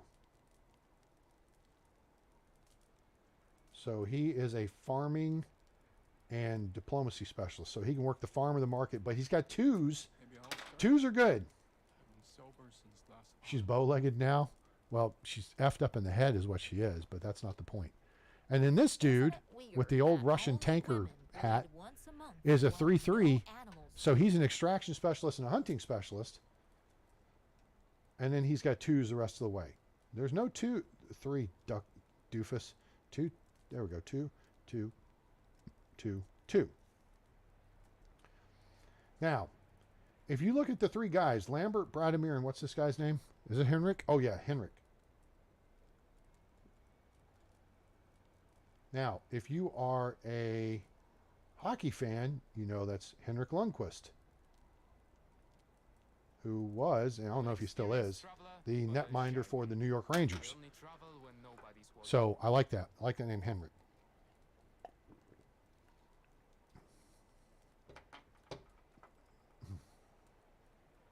Oh, yeah, don't expect to see me swinging around the pole. Nope.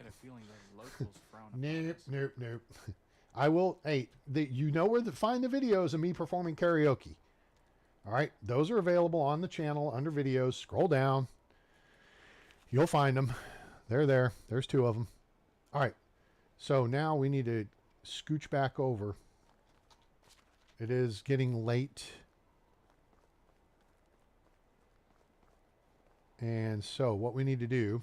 How is life treating you? You ride back to Piastovia. I know I got extra weight. 20. Gee, I don't know if I got enough money. Oh, I could have just run up the hill and put the meat in storage and saved 21 coins. But gee, I don't know. I only have 115,000. It's hurting my wallet. Out of the way, air rats.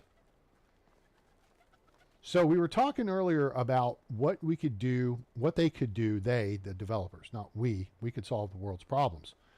We could also teach the world to sing in perfect harmony. What could be done, because you get to the end game and it's kind of like, oh, what the hell am I going to do now? Wait, oh, I've got a bunch. Oh, no, we got leather and fur. Let's dump that first. And that is, so I think it's part of the whole economy issue of the game, right?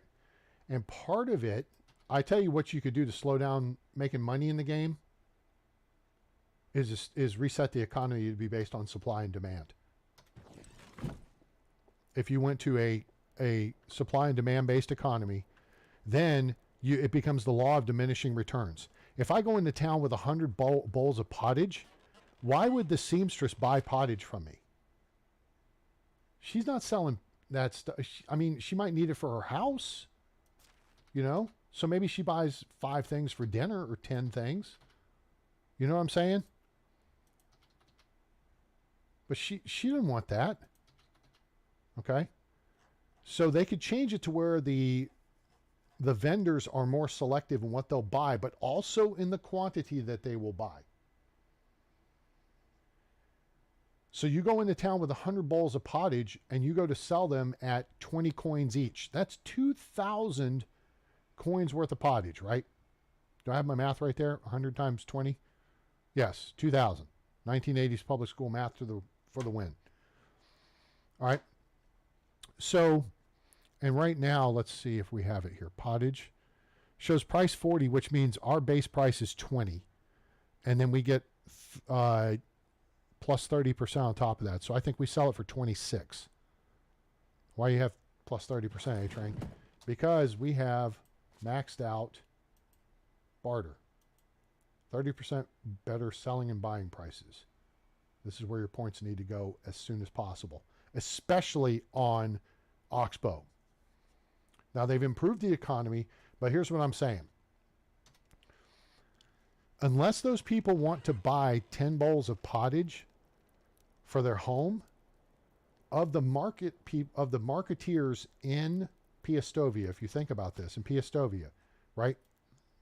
In the market, you've got Markuslav, who sells all the farm stuff, the workshop stuff, and your basic tools and crap for farming and, you know, clay-based products, wood-based products, yada, yada, and building products. All right. So he's kind of like the Walmart. But adjacent to him is P, whatever his name is. And he is the grocery store. Right? So he would definitely want to buy pottage from you. That would make sense. Whereas Markuslav would want to buy flax seeds or farming implements.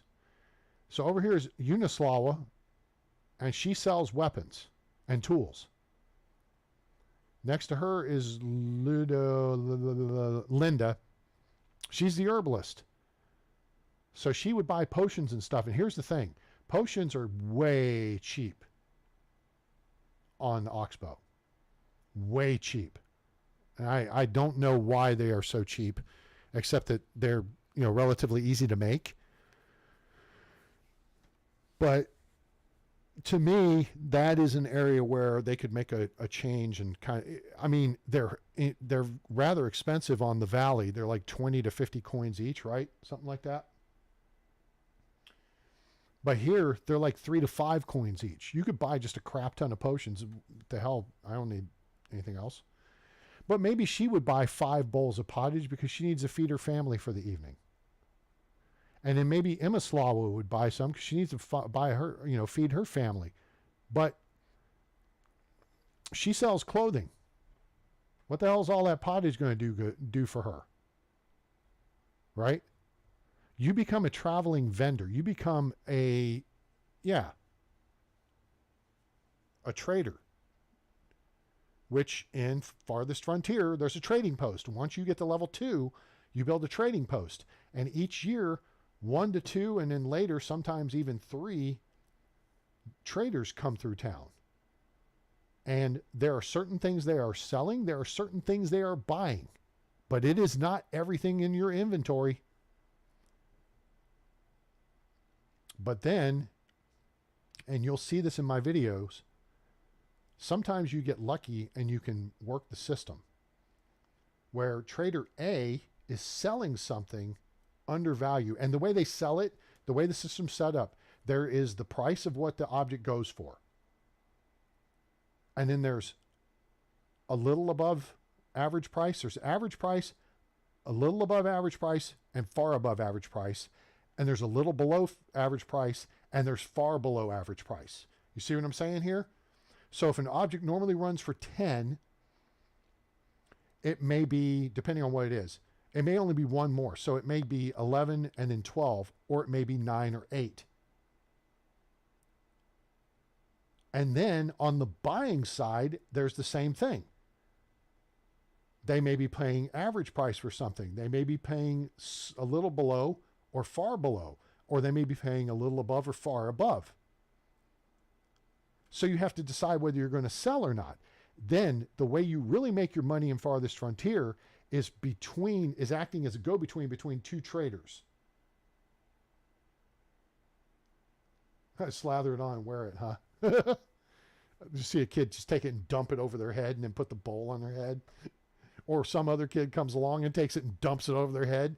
Or they refuse to eat it and their parent takes it and dumps it on their head and puts the bowl on their head. And the kid's like, you donkey.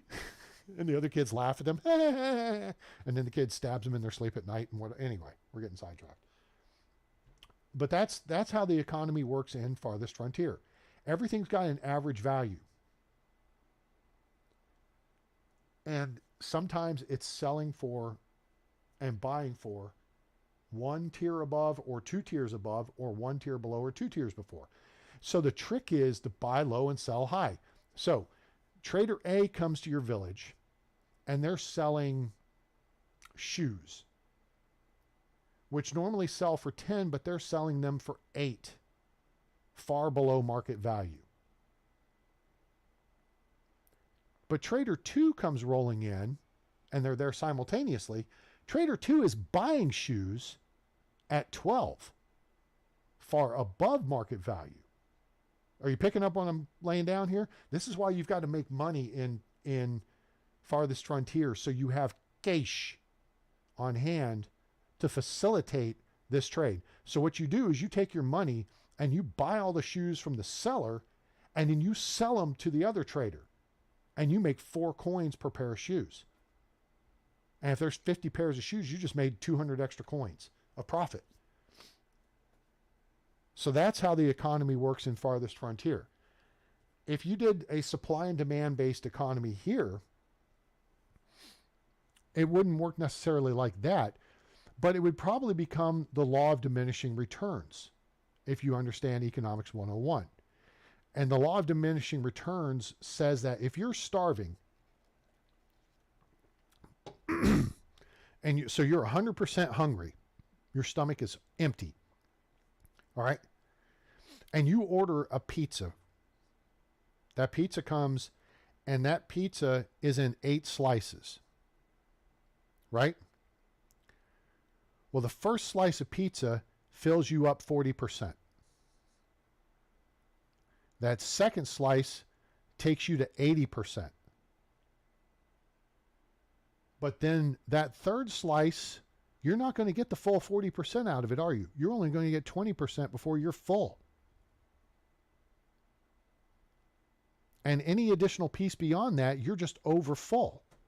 Each one is basically going to contribute less and less to your fullness. Okay? That's the law of diminishing returns, is you get less and less for more of a product that you consume. Alcohol. If you drink a beer, you start to get a buzz. You drink a second one, you're really buzzed. Third one, you're drunk. Fourth one, you're trashed. Fifth one, you're on the floor. That's the law of diminishing returns. Because at some point, you're past the satiated with whatever it is. If I sell you, you need an axe, you don't need me to sell you 12 axes. You've only got one set of arms. So maybe instead of me selling you 12 axes for 20 coins each, you'll pay me 15 coins each or 10 coins each, because then you got to turn around and sell those axes and you want to make a profit off of it. Right? So if you go to that kind of supply and demand based economy, that would really slow things down in this game. You force the player to sleep at night. You implement weather that's going to slow down mobility, slow down crop yields, and commerce. Okay? And you bring some other aspects into the game, but then you rework the economy so it's a supply and demand economy. because you need a market in your village. Who's buying this stuff? Well, the villagers should be buying this stuff. Well, where are they getting the money? If you have a farmer, and this is kind of why I was thinking about this, and I mentioned it yesterday, and Adele, I was describing this earlier for Adele. If we restarted this game and focused ourselves on just us, instead of building this big complex village, we just need a house. And then maybe we find a woman and we court the woman and we marry the woman. Then we have two people.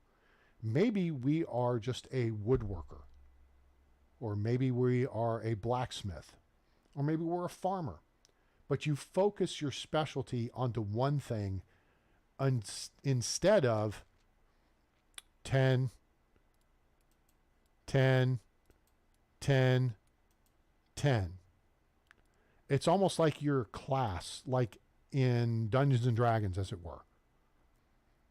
And that's your specialty. Maybe you have a primary specialty and a secondary specialty. So you don't need to build all these different facilities. You just need to build what you need to survive. And that's the focus, is you surviving. And then you finding a wife. And then you creating a family. But between you and your wife, maybe she's a seamstress, so you build a seamstress hut, a sewing hut. And then maybe you have a farm field, and then in your spare time, you have a barn, and then maybe you start a little chicken coop, and then maybe you have a little smithy, or you have a workshop, or you have, you know what I'm saying? A kitchen, but you can cook in your house. So maybe you start a bakery, and then you set up a market stall, and you sell the excess goods that you produce. You sell your excess cabbage. You sell your excess tunics that you make, or flat straw hats, or right.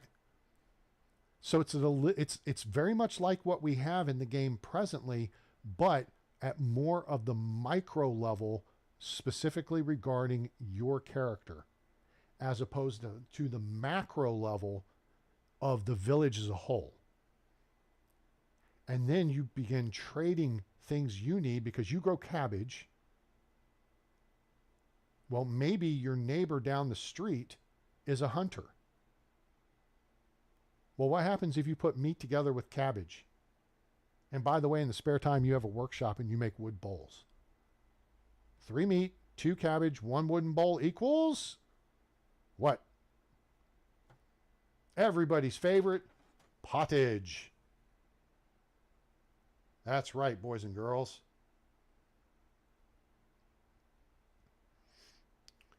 So that's what you have to have clothes for your kids. Okay, yeah, and we talked about that the other night, Steve-O. And that is, it's in the game, but it's not. Wow, geez. Stephen Pratt, thank you so much for the contribution. Wow.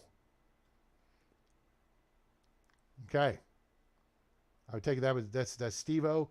So thank you so much. That's very kind of you. Thank you. Thanks, Steve-O, coming through with a donation there to support the channel. Okay, they could wear the pottage, yes. But here's the thing.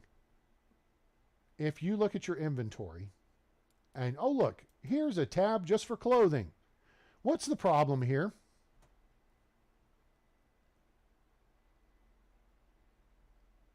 I see something that's critical. If you look at this, if you look at this, if you look at this, oh, maybe this. Nope, not that. Nope, not that. What's this? Conditions. Okay. What do you see there? Now, these are not, the bolts, they do disappear over time, though. So you lose bolts. Crossbow and tools have durability ratings. Every time you use them, there's durability. There's wear and tear on them. Food has condition. And over time, it degrades. It probably doesn't degrade fast enough. But again, that's an easy fix. That's just changing a variable in yeah. So let's just put this here.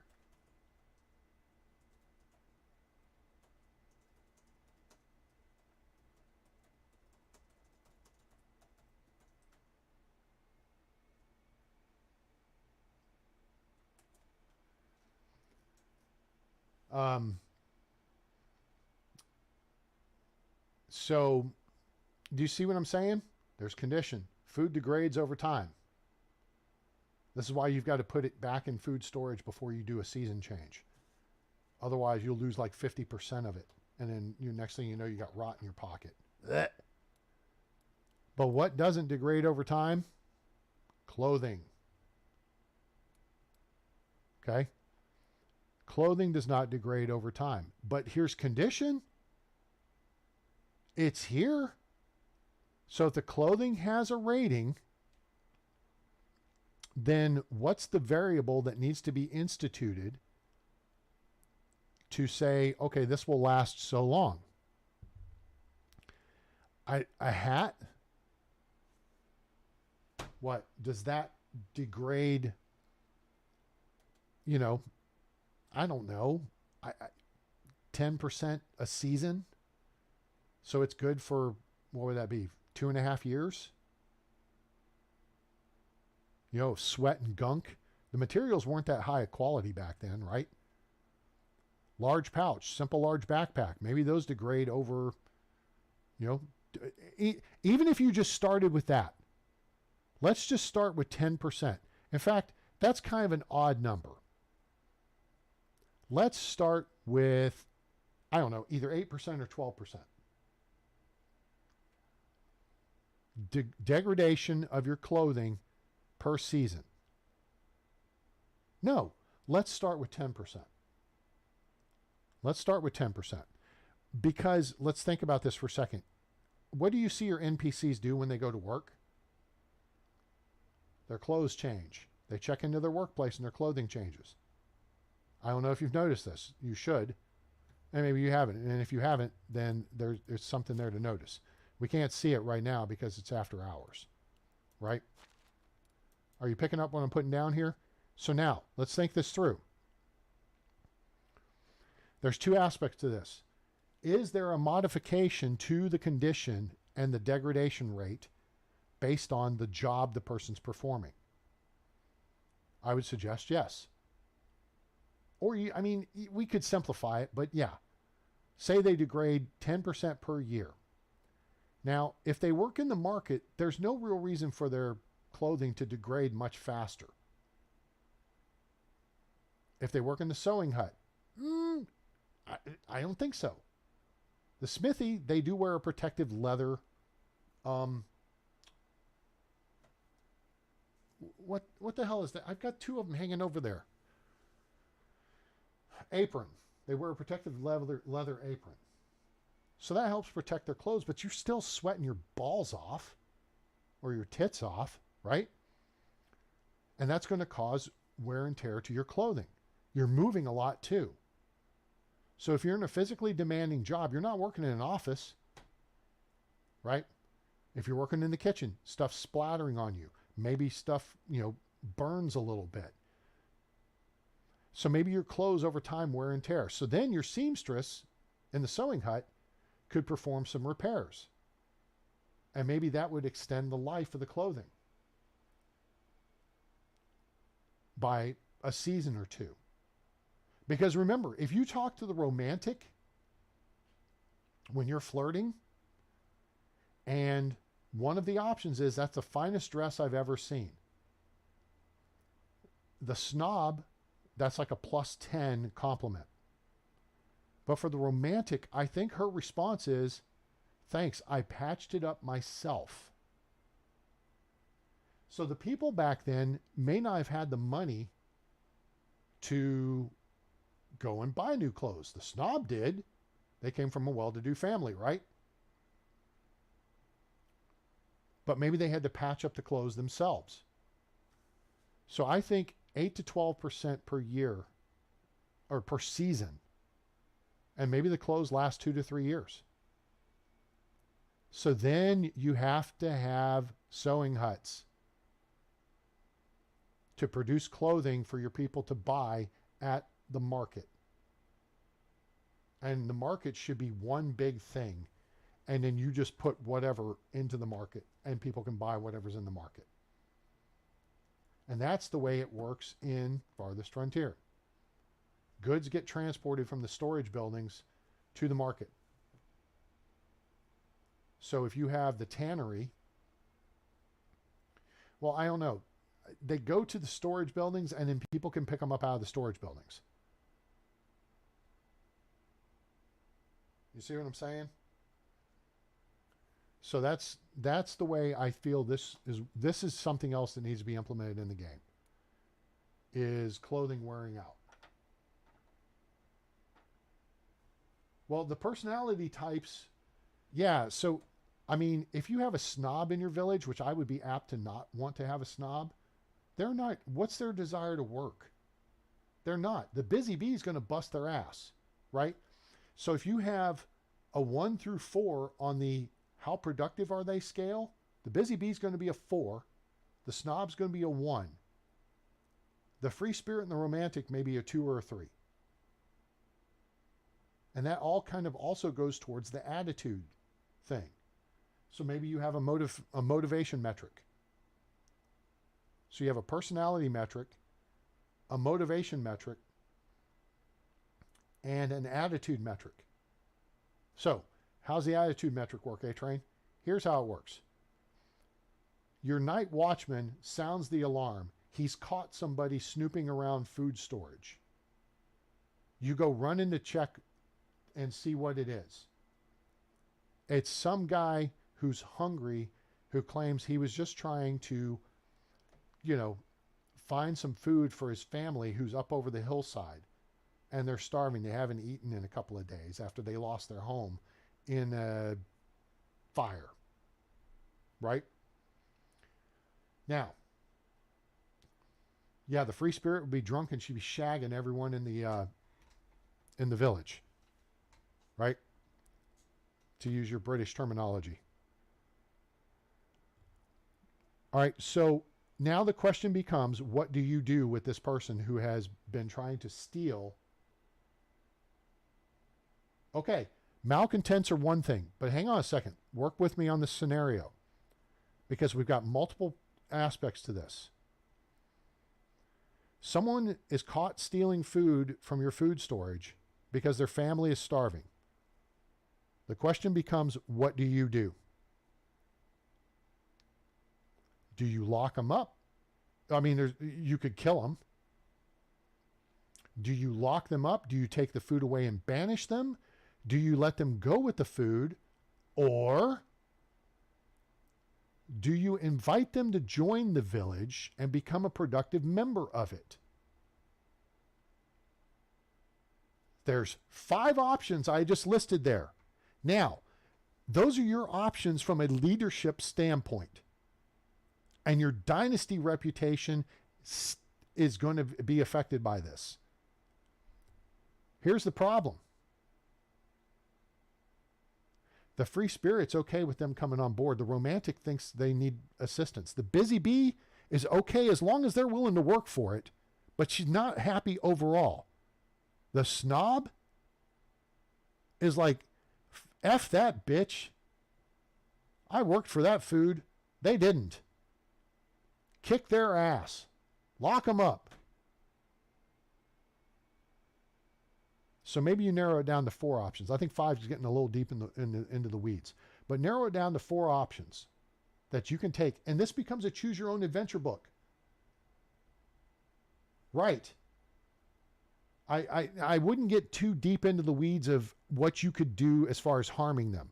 But basically, what you were given options with Unigost after you figured out his story. And it becomes a command decision. And your reputation lies on, or it depends on how you treat other people. But how you treat other people also is going to be a variable in the eye of the beholder. And that's where the attitude of people comes into play. You picking up what I'm laying down here? It gets complicated. But it's not that complicated because we're looking at A, B, C, or D with 1, 2, or 3. Is their personality type A, B, C, or D? Is their attitude A, 1, 2, or 3? So what if raiders come to your town? What if someone comes to your town, same scenario. Someone is caught pillaging your food. Your night watchman catches them. But as you're interrogating them, their 3 buddies come out of the woods and launch an attack. Now, how are you going to treat this person? And at that point, now it gets more interesting from the standpoint of maybe I need more than one night watch in my village. Maybe I need a log palisade. Maybe I need manned watchtowers. And if they take the game in that direction, the sky's the limit. Because you have to start making decisions. There is no straightforward path in the game. It's going to change based on your every decision. Because maybe someone says, you know what? I'm sorry, but you are a weak-ass leader. You're just a little bitch, bending over and giving away the whole farm to every Tom, Dick, and Harry who wanders in here with a sob story. I'm out of here. And then another person says, you know what? Screw you, hippie. I'm with you. I'm out of here too. You just lost 2 villagers.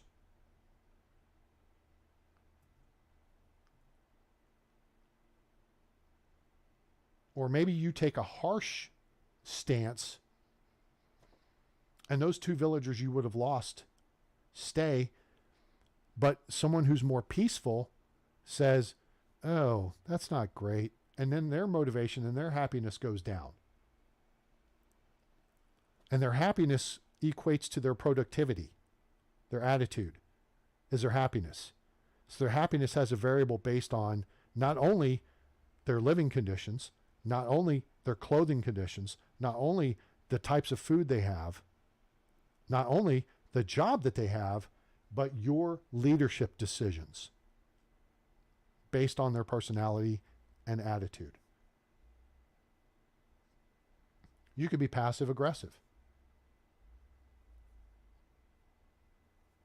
Or you could be a bully who's really a weakling in disguise and you just hide it by being the tough guy or gal. You could just be a softie.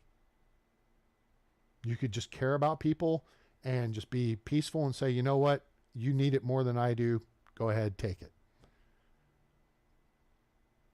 And then they turn around the next day and they raid your village and burn your house down. What are you going to do then? You going to still be peaceful? It's a survival game. You as the player can control that, how you react.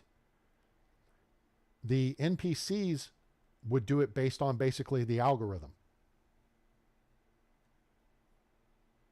No, they're not. It's just it's something I'm suggesting as what could make this game, could just take it leaps and bounds forward, is you having to make management leadership decisions on what to do if, say, someone was caught stealing food in your village. There's a night watchman.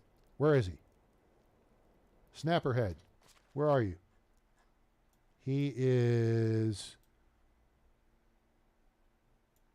probably right there.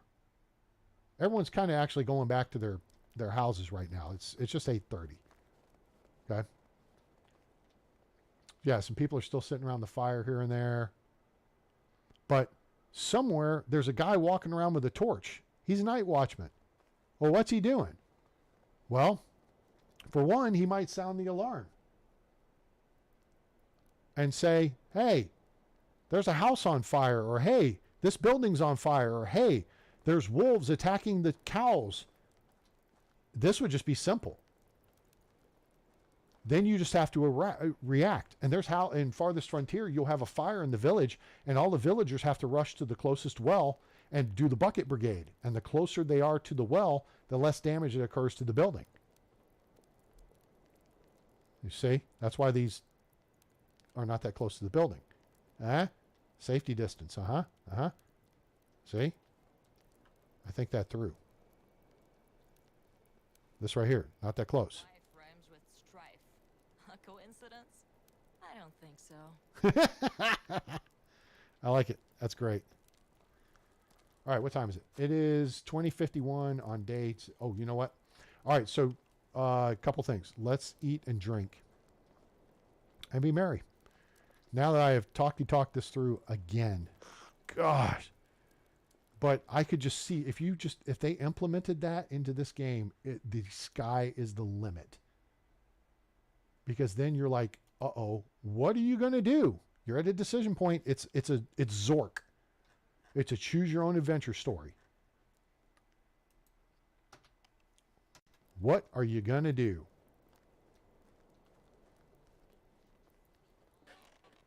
Oh. Where's the wife? You know what? We're going to sleep.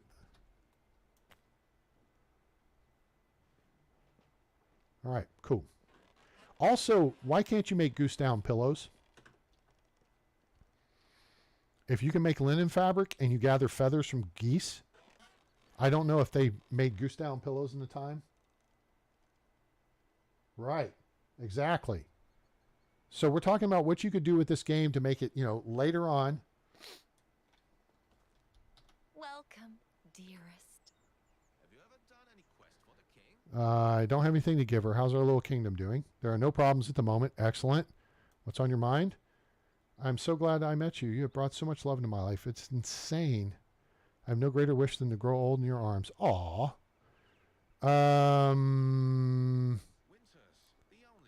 So I have a favor to ask you. That's if you have to pay your taxes or whatever. Let me take a closer look at her. She's up to 4 in farming and climbing. This is good. She's a 78 mood. That's good. 5, 5, 5. That's 15. And 16 is 31 point NPC. I like it.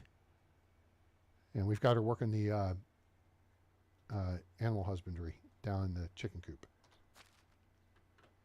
So let's just look down here and see if we've got anybody else. No one else is pregnant right now. This is what you're looking for right here. Baby bump. All right, so we need to go build a house. So let's get on the steak, as it were. Now notice I've cleared all the animal stuffs out of here. But here's what I'm thinking, gang. Again, as soon as we get this tavern unlocked, which is going to take a while, we just got Smithy 3. And we've got a long way to go before we unlock the tavern. Which is ridiculous to me. Okay? 10,000 points. We're at 5,117. Okay. See, you have a goose down pillow. As opposed to, what would you have other than a goose down pillow? Maybe you just have like a fur pillow. These are things the seamstress hut should have to make. Because what good are goose feathers? Isn't that goose down? I'm asking the question. I don't know. I think so. Right? I think we should have the tavern because you want to have a community eating place. I also think you should be able to build or do whatever on the foundations. See, I could set these things, objects on the foundations, but I can't build like these barrels or these benches. You can't build those on the foundation. This is a foundation for an extraction hut. You're able to place objects on it, I don't get why some people don't like the smell of fish. I cook but them all the time. You would have a couple of suggestions for improving life in our settlement. Lambert, you just got here, dude. You're the FNG. You don't get an opinion. Sorry. But you can't build, you have to build a barrel or like benches, because I would build a storage building. It's the same foundation as the tavern, and then put benches in it, and then, you know, build the roof, and then the interior would be different. It's the under feathers. Okay. Well, that's fine.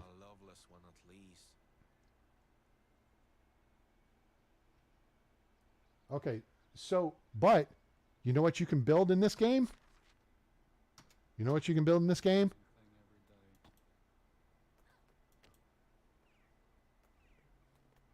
It's not there. It's farming workstations. Defeathering station. Where you could get goose down.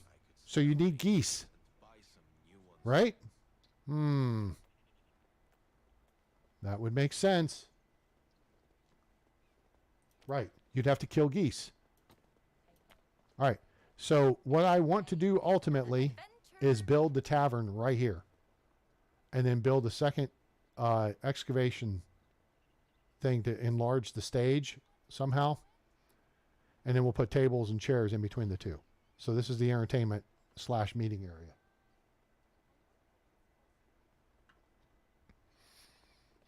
All right. Houses. We got 2 more markets. We got 2 more market stalls here that are not used yet. And then we got room for 2 more. I think. This tree may have to go. Services bid. Nope. There's room. Hooray. So yeah. So we could build that there, and then we got room for 1 more over here. Kinda. The tree limb may be in the way. The tree may have to go. Nope. Maybe it won't. I'm sorry. Did I just get in your... I was standing here. Come on.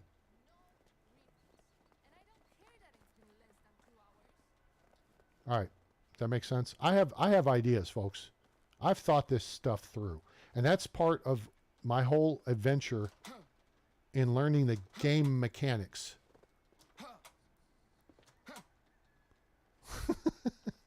Oh, we got to go milk the cows real quick. We need the milk so we can make cheese. Our cows should be ready for milking. Yes, cows are ready. And then are the sheep ready? Yes, the sheep are ready. All right, so we're going to go milk the cows and shear the sheep. May need a pair of those. Do we have iron ones yet? I bet we do. Do we have iron ones yet? Do we have iron ones yet? Yeah! Their durability is 400. Bronze is 150. Get that shiz out of here.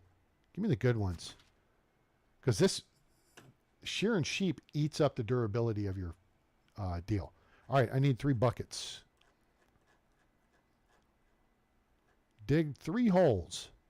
We'll take these 3 buckets right here. I'll do pig. Because I think this will allow us to make like 40 or 50 things of... Hey, come here. Come here. We got a new calf too. Right there. We got a male. So we got a calf we have to name. And we have 3 chicks we have to name. Maybe 4. All right. And then, nope, we're not milking him. Yep, no question what sex he is. All right, so there's our new calf. Here's Mudana.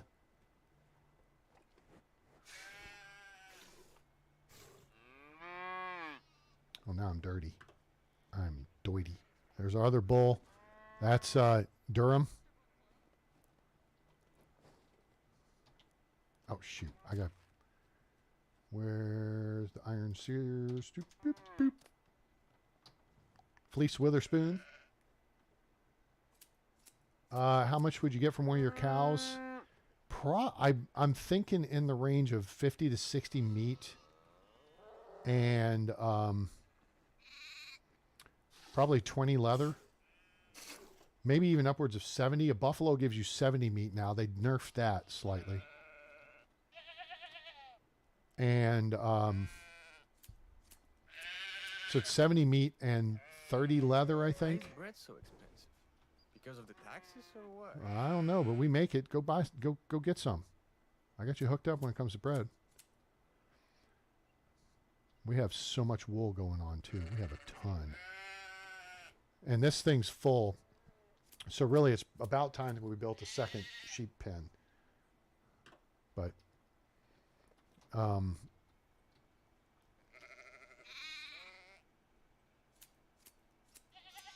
yes, on this, on Oxbow, yes, it is worth. I think it's more worth it to probably just butcher the animal, because they're much cheaper to buy on here than they are on the Valley. On the original game, you would sell them. You would breed them for selling. On here, to me, it's not worth it, and I'll show you in a second. So if we want to sell the sheep, so let's look at Pappy Boyington. Sell 420. Woollis is a year-old sheep. All of them are going for 420. Ooh, that might have actually been buffed. Nah, the pigs are only 225. What do I need money for? You know what I'm saying? The chickens are super cheap. Horses are cheap. The animals are like a quarter or half the cost they are on the Valley. They're a lot cheaper. Mudana, Mutilda. Now see, she's younger. As not producing milk yet. So your mature cows, 475. So over 2 years old, they're 475.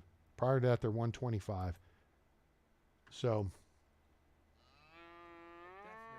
you take the Dynasty hit for what?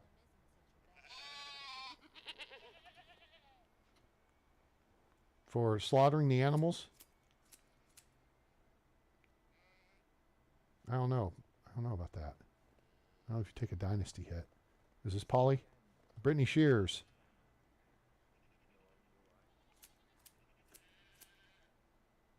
Our iron shearing scissors are almost down a quarter. All right, is that everybody? We got everybody. Somebody looks like they... Garment. Tried to slip through there, didn't you? I see how it is.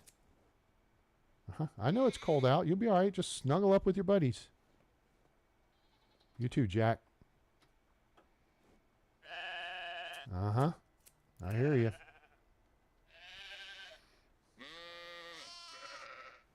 All right, that everybody. Now, to check and make sure it's everybody, we go back into the menu. And then we just look at sheep. And we see 1%. All right, so that's reset. So we will be back to take care of them next season. All right, thank you all. Appreciate your cooperation. Thank you for your cooperation, citizen. So now, let's do this. Well, no, we got to go over there anyway. So let's do this. No, we're not. Damn it. Got to go in here first. All right. So what we've got is we've got 3 buckets of milk. All right. Now that 3 buckets of milk is actually 30 milk. Each 10 of 10. All right. See how this is 1 of 10? That means there's only 1 serving of milk left in that bucket. So basically this 100% on a bucket, so the bucket's brand new, that's 100 uses of milk or water. All right. So they'll use down the 10 uses, and then the bucket degrades down to 90%. They'll use down the 10, it goes to 80. Picking up what I'm putting down here? All right, very good. So now, soured milk you've got to have to make quark. 1, 2, 3, 4. All right. So there's 4 buckets of sour milk. That's 40 quark. Actually, we have quark in storage too. We have cheese in storage too. We got 9 quark. Okay, that's good. Because over here we got 1 bucket of milk, and here we got 9 out of 10. We got goofy numbers going. So we've got 49 sour milk we can work with.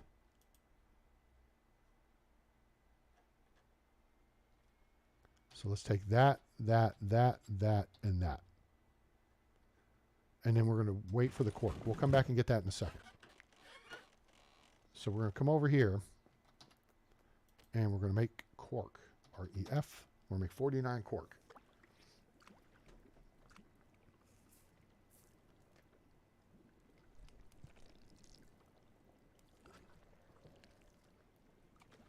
I mean, you get a lot of meat from a pig.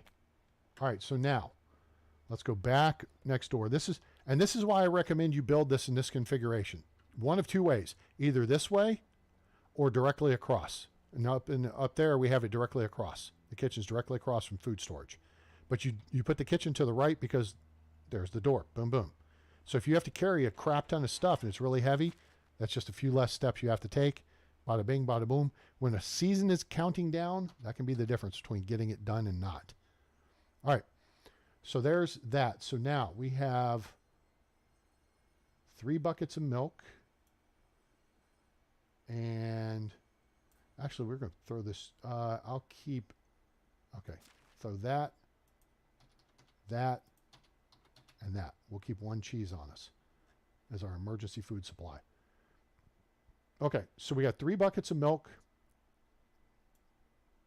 We should have like 58 quark. Yes. So now we need, so that means we need 55 buckets of milk. So we've got 40 right here. All right, we're good to go. So we're going to take this one and this one.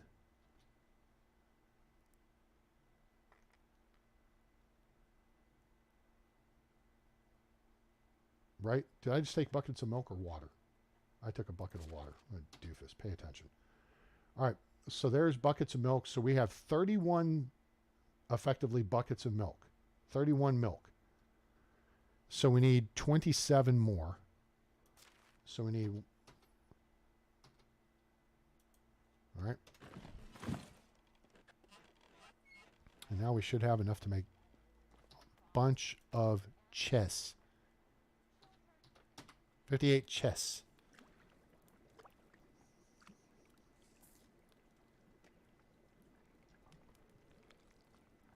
Now, I could see coming soon to deter you from doing what I do, and I'm sure other players do.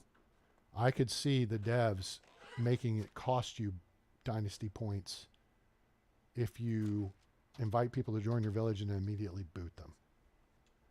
But at the same time, on this map, those people will sit around and shoot, that was dumb. Sure, let's do like 5. Now I gotta see if cheese is available for the people to eat or if I'm selling. I think it's actually both.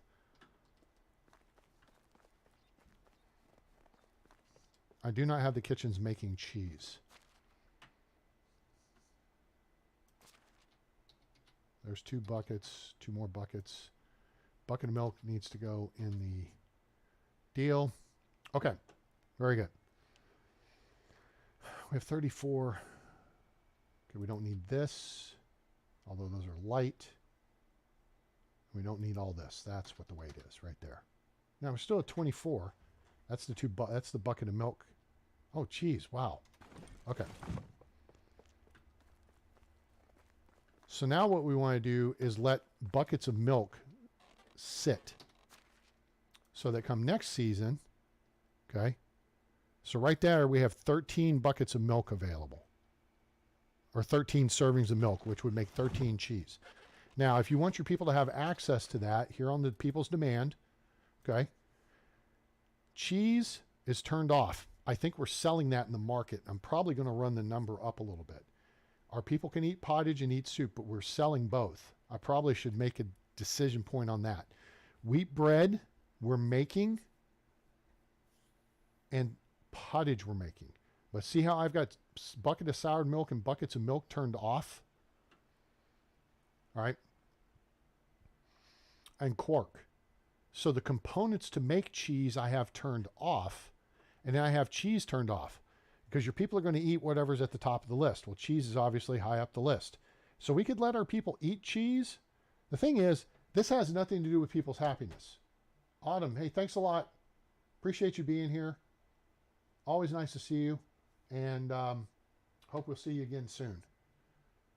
Over the next couple of days. I'm going to have stuff tomorrow. I got to go out and check on my mom. And then I've got some work in the afternoon. And then I've got a meeting tomorrow night. So probably won't have a stream tomorrow. But Thursday night, it's possible. Friday night, we'll see. It's either going to be Friday or Saturday night. So, okay. Saturday, I may be playing in a pool tournament, but that's yet to be determined. So I just want to look here and try to decide how much bread are we making? Kitchen North is making wheat bread. They're making 8 loaves a day. So then you turn around and you say, okay, how many are we selling per day? That's going to be in the produce bakery department.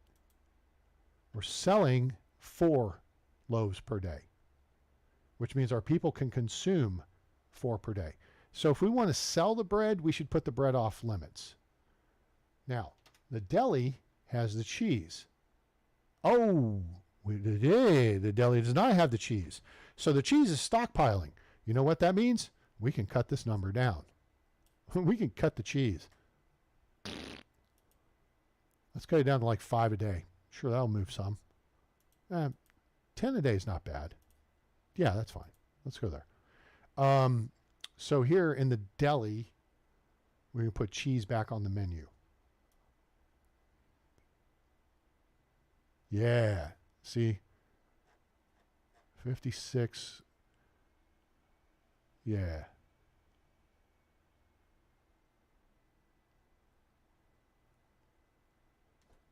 Let me see here. Let me check something out. Oh, you'll be back? Okay. She goes, I'll be back. Let me do some math here with the fancy phone real quick because there's decimals involved. 78.4 divided by 3.138. Okay. So soup is selling for 25 coins each. Pottage, I would assume, is selling for 20 each. 74.7 divided by 3.736. Yeah, that's 20 coins each. All right.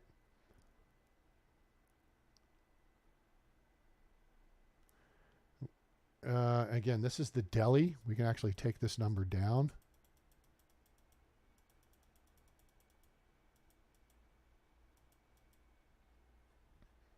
We'll jack this number up.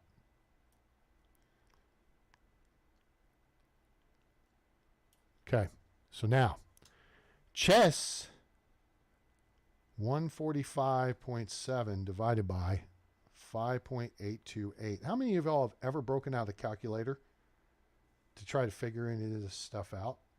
You know what I'm saying? This is what I do. I want to figure out how this stuff works. All right, so this is 25 each. Cheese, to me, should sell for a lot more than 25. Let's look at our inventory. Okay, well, there's 50. That's the price on the market. Why are we not selling it for the market price in our market? If it would cost us 50 if we went to town, but we only sell for 25, that's the issue. There's an issue I have with the market in the game. Why can't we set the price we sell it at? Supply and demand. Right? All right. So we're 20 kilos, which is... Okay, we're at combat weight. All right, very good. First off, we're dirty. So let's just run over here and... Boing. I like the little duck thing. You duck when you go in the water, and then it looks like you splash down into it. I like it.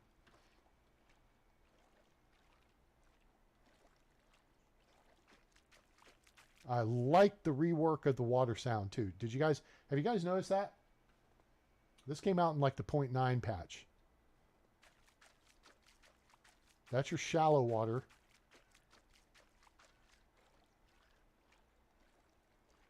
And there's the deeper water sound. That's cool stuff. I like it. All right, it's 12:34. Let's get our ass in gear here and get a house built. 20 logs. No, 26. Wait, how many's the frame? Is it 30? No, it's 28.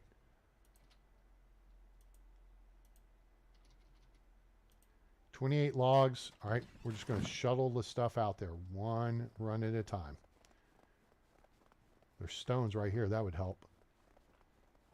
We're keeping this space open for a public gathering area.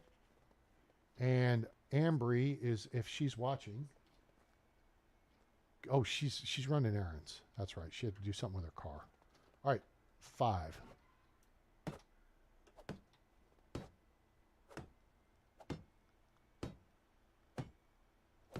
So we're going to have the public beach down here, and I'm going to set up like clothes washing stations. So people wash their clothes here. But to me, if it rains and then, oh, look, it snowed. What happens when snow melts? Water rises. This area would flood. I think we're a meter up to about the base of these houses. So I don't think the houses would necessarily flood, but if you had stuff built here like I'm going to with like clothes washing stations, those would get washed away or damaged. That would be totally cool. All right. We're going to switch this wall up. If you don't know how to do this, turn your door into a window first and then pick the new window wall you want to be the door. Boom. All right. And then the bed is away from the door. I think. Let me check that so I don't screw this up. And we're doing this similar layout. Oh, no, that's on the same side. Oh, yeah. Oh, no, it's on the same side. So this we want solid. This will make a window. That'll be a window. And then this will be a window. And then we make everything stone. So 1 door, 3 windows, stone wall. Make sure you do this up here. This will take 64 stone to do this.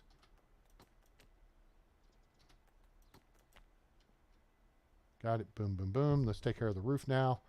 Tile roof, 1 log, 12 wood planks each. Okay, so there's that. We will just drop the logs. We could just go ahead and frame everything in. We could just frame everything in.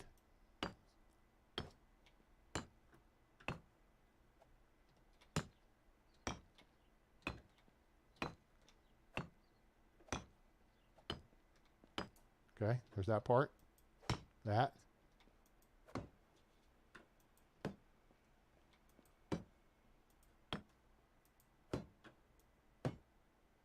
Okay, now the log stuff is done. Okay, so now we just need 64 stone and 48 planks. And let's see. Yep, see? Out of logs. Boom! Like I knew what I was doing. I love it when a plan comes together. We need to look at building this barn down here too. And we may upgrade this to a storage 2. That'll give us another 1,000 kilos of storage.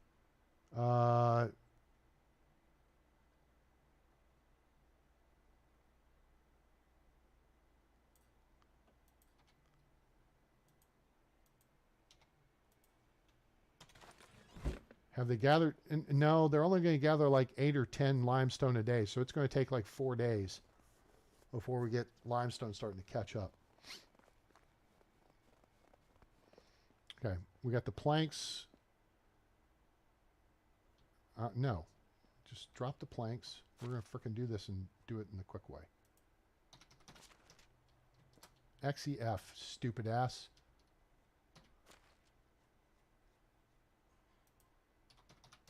There you go. All right, let me go get... what do we got here? We got stones.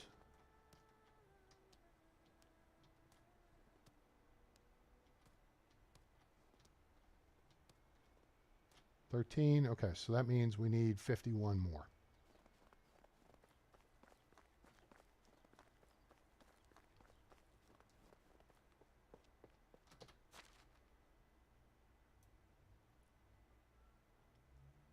Oh, we're up to 44 limestone. Actually, they're kind of cranking along. I think because I put that extra person in there.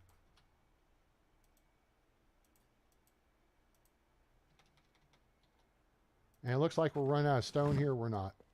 We still got 800 stone sitting on the floor of the primary storage building. So I can just throw those into the trunk. All right, so now we have all this. These can sit here. All right, smallest thing first. We've already done this attic section, so we'll have to do this way. And we'll start here at the door.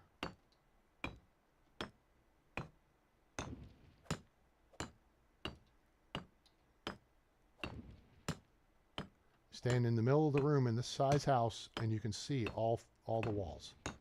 All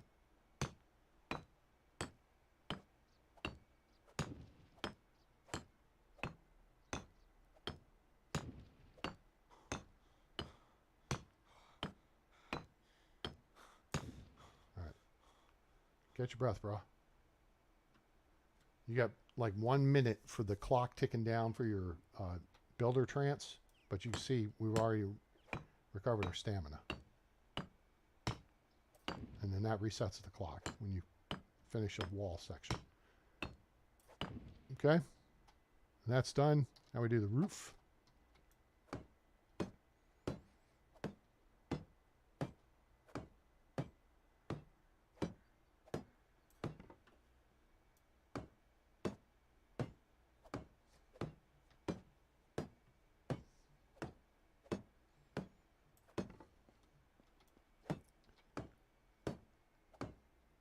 Hi, Lee.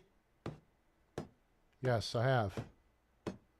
It's been fun. Lots of people here. We've talked a lot about this game and how it can be improved. We're solving the world's problems here. Bringing in new people. Our wife is pregnant. All right, cool. Good to go.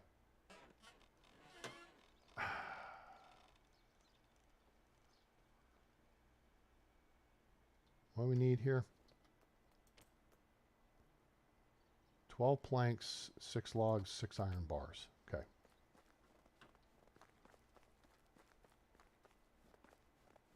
I know not all the houses have shutters.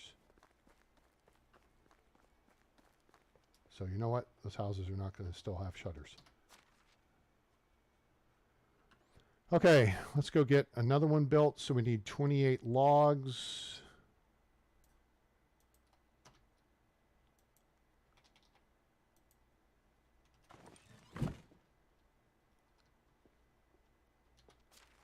How much would 48 planks weigh?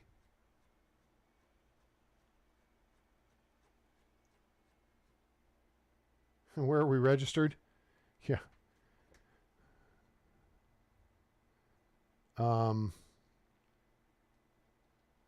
We're registered at White Castle. It's funny, A-Train. You're so funny. At Kings Island. Registered at Kings Island. Yes. Oh, these are 1 kilo each. That's not going to work. Damn it.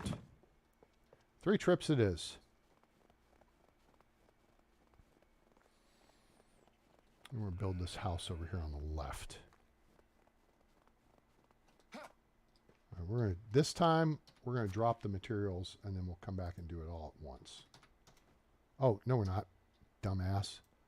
Why not, A-Train? Because you've got to designate all the walls and stuff, and that's going to cause the building timer to tick off unless you just fart around with it.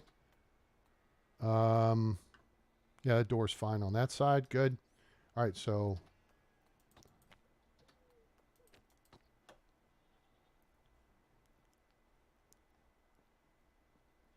I'm thinking we should put a window there. This will be the kid bed. This will be the adult bed over here.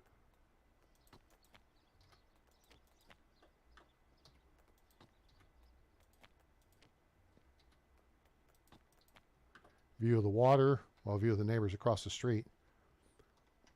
We could put the cooking spot will be here. So yeah, I think this is the better place for the window. Okay, cool. Boom, boom. Oh, nope. Nope. Nope. There. Okay. Stone wall, wattle. Nope, that's stone. Okay.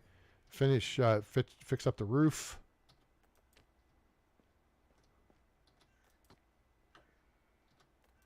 Okay, cool. Stone, stone, stone, stone, stone, stone, stone. Okay, cool. Stonewall Jackson. All right, so this will give us 2 additional houses, and then we'll be able to go get the 2 FNGs over in Skunky. I didn't even write down if we had people in Clonica. Doggone it. Oh, wait. We had hired the guy straight out of Clonica. Or Ostoya. Yeah. So, yeah, we're good on hiring. Crate and barrel. Yes. That too. All right, so we need 48 planks. We're getting a little short on planks. Not that we couldn't fix that ourselves very quickly, because we could. This is where I feel like you need a crew of people. Now, mind you, each day in the game represents several days in real life, right? And I play with 7-day seasons, so because this was kind of like, what's the passage of time? Time is not scaled. Well, if you have a 1-day season, that represents 3 months in 1 day, right? So even 7-day seasons, you're still representing what? 13 weeks in that time frame. So I guess the time scaling's okay. We need now 64 stones.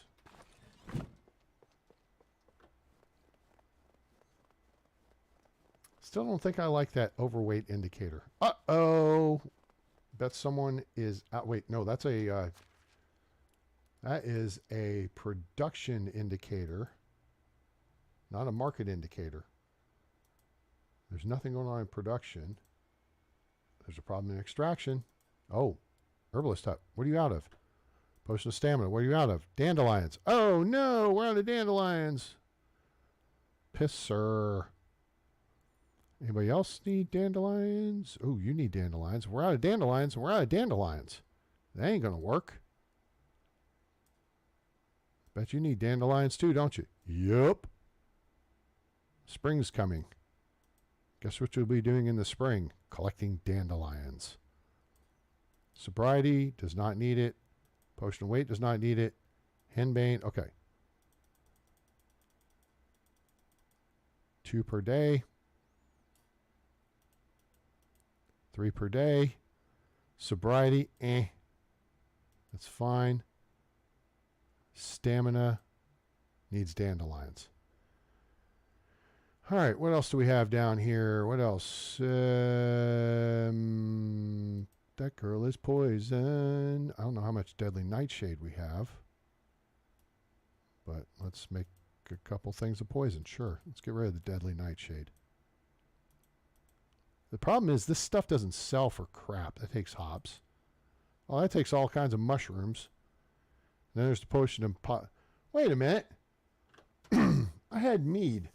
Where did the mead go? Who drank it? Just have to find a free spirit. I'm sure that's who it was. I've been keeping. Oh, it's not going to be in food storage, dummy. It's in resource storage. I've been keeping booze now. What do I see right there? What am I talking to myself? Does that say mead? It looks like it says mead. I see 2 mead. Do y'all see 2 mead? I see 2 mead. If there's 2 mead, there's 2 mead. Now, oh, you know something? I got to go back and pick up planks anyway. Oh, no, I already got the planks. Crap. Hang on. I see my problem. My bad. I screwed up. The drinkage is supposed to be in food storage, which is why nobody's drinking it. Which is okay. I don't want anybody drinking. I don't want people staggering around the town drunk. Mead. Now, if I also didn't want anyone staggering around the town drunk, and this is going to suck because, yep, they ain't going to get it done in time, but maybe they'll get started. And we're going to find out, too. I would actually put the mead into the herbalist hut. All right, so now we go to herbalist hut, extraction, herbalist hut, make potion of possibilities.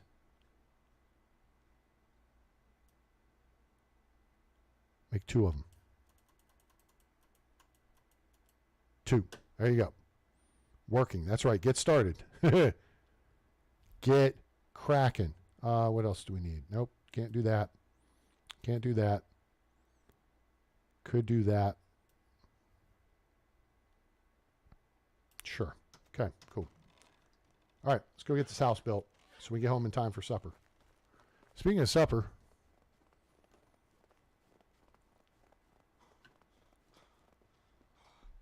all right, so we're going to grab this, and we're going to scooch, grab this. Oh, we can't move. Oh, no. All right, first thing, 1, 2, 10% on builder trance. 2, 3, 4, 5, 20%. 1, 2, 3, 4, 5. Full power available. All right, we can start here.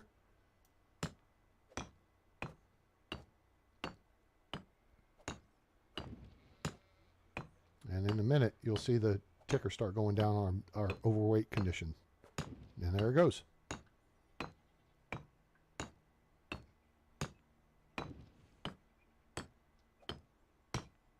Oh, we're also registered at Fox and Hound.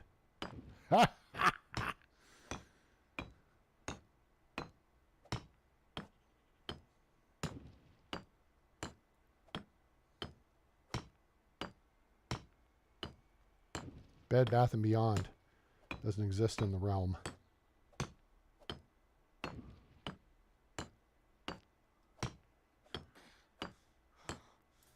Okay, let's take a break here. Catch your breath. We'll finish this up. And we'll have 2 houses available. So tomorrow,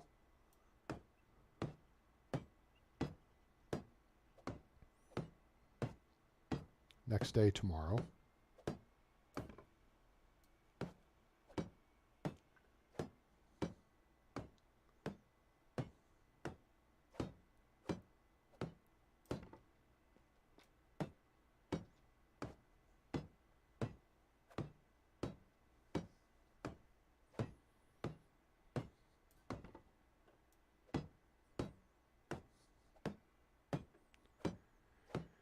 and again, I cannot reiterate this enough. Unless you're just playing for a very realistic build, this is the best way to build all your houses after your first one, which is yours.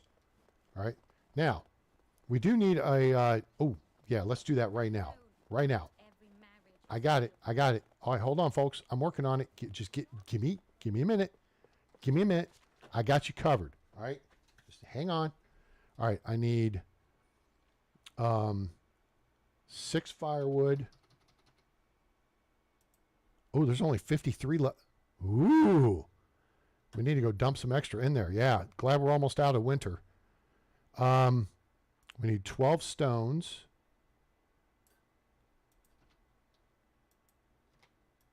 And then we need, let's go with 15 logs.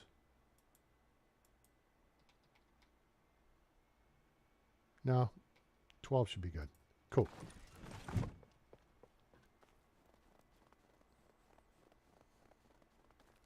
All right, folks, right over here. Right here. Right here. I got you. Right here. Right here. Right about here. Yeah? Yeah? Let me actually see if, nope, doofus. There.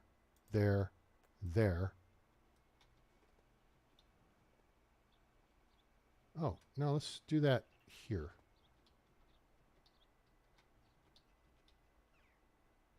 There.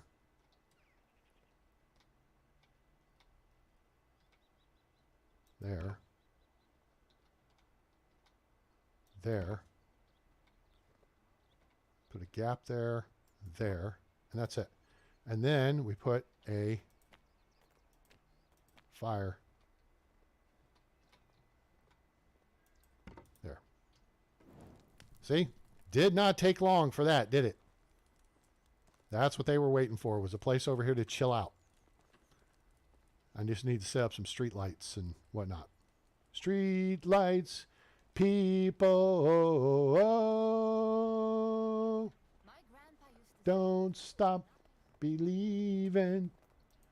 All right. Speaking of street lights, let's look at this. So let's do like 3 sticks, 3 linen. Okay, 3 sticks, 3 linen fabric, 9 stones. Yeah.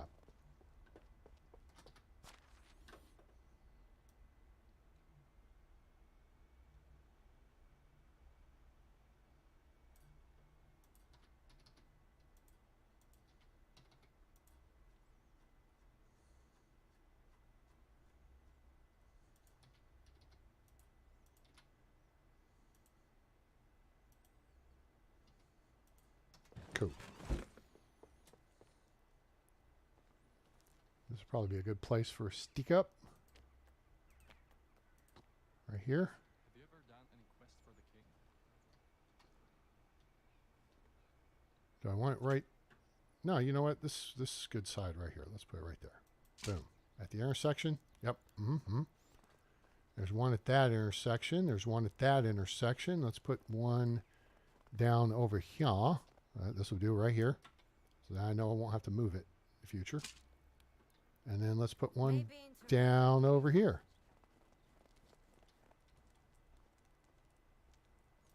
Cool. All right. Good show. What day is it? Day 6? Okay. Cool. So now the people can sit here by the fire and enjoy the view. And then we'll set up. See, I had this path come down here. We may put another fishing pier. Ooh, that's actually not a bad idea. Not that we're doing a lot of it. Oh, wait a minute. Wait for it. Wait for it. A-Train's, oh no. No. Yeah, you should be afraid. A-Train's thinking. A-Train's thinking. Come on. Come on. Get on the water. Damn it. It's a little too far out.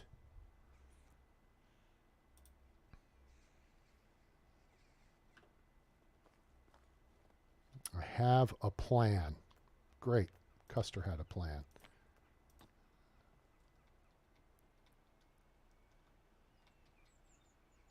It's on the water. This is going to kind of block the view, though, isn't it? That's going to... Yeah. Let's put it down here. At the, well, this is at the creek end. That would seem to be more sensible to maybe do the laundry wash station. So maybe right here.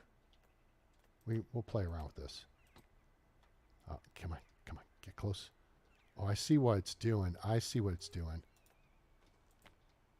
So, yeah. So what I'm thinking is this is going to be a swimming platform.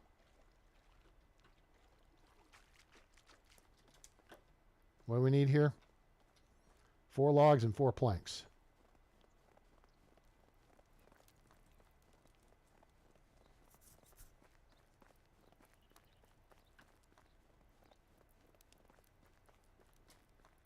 Yes, I have firewood on the floor. I have 500 firewood standing by. 800 stone and 500 firewood. 4 logs and 4 planks, right? That's what I saw. We'll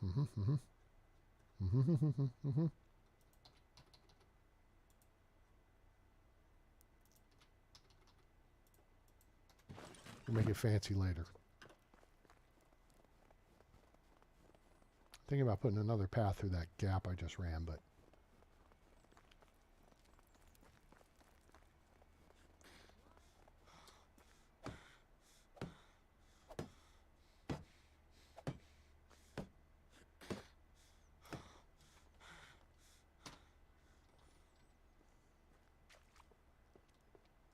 Cannonball!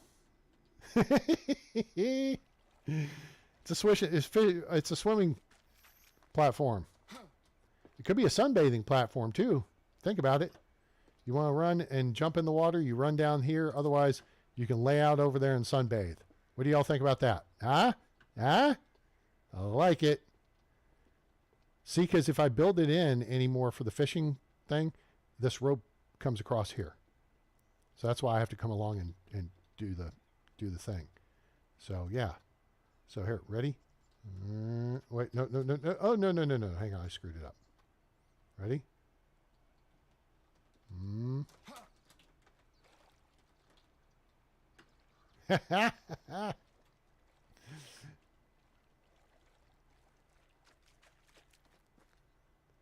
All right, cool.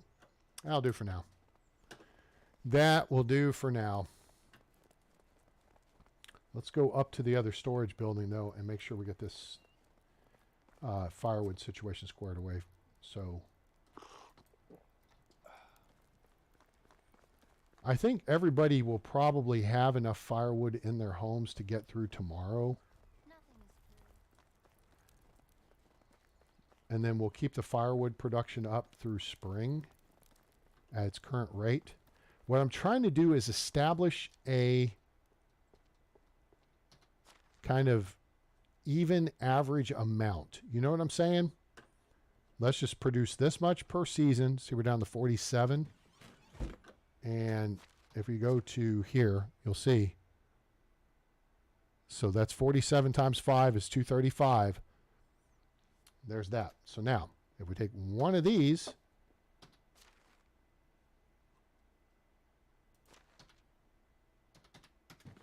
drop it in there. Now we got enough for a day and a half, which this number will drop down to about 600 come spring. Although, really, I thought we had this covered. So let me just take a look here and see what the problem seems to be. 26 times 4. Oh, yeah. I didn't really increase it for winter.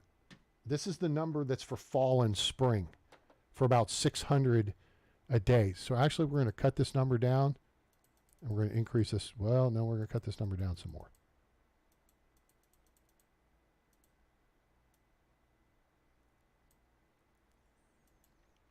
Hang on, let me think about this. 30 times 4, it's 120. Times 5 is 600. Yeah, that's good. 600 a day. What math are you doing there, A-Train? This is the number of logs we're turning into firewood. Each log gives you 4 firewood. So 30 times 4 is 120, right? Technically, it would be about 122. All right, so let's go with 120.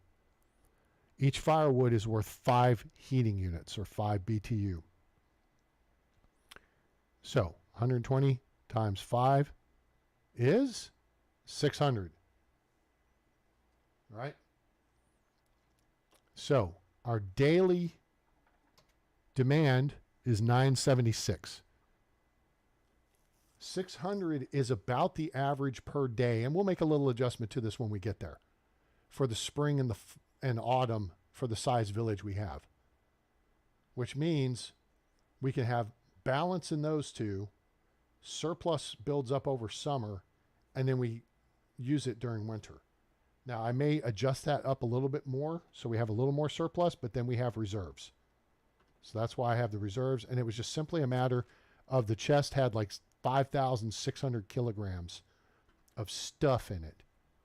So, yeah. All right. Cool beans.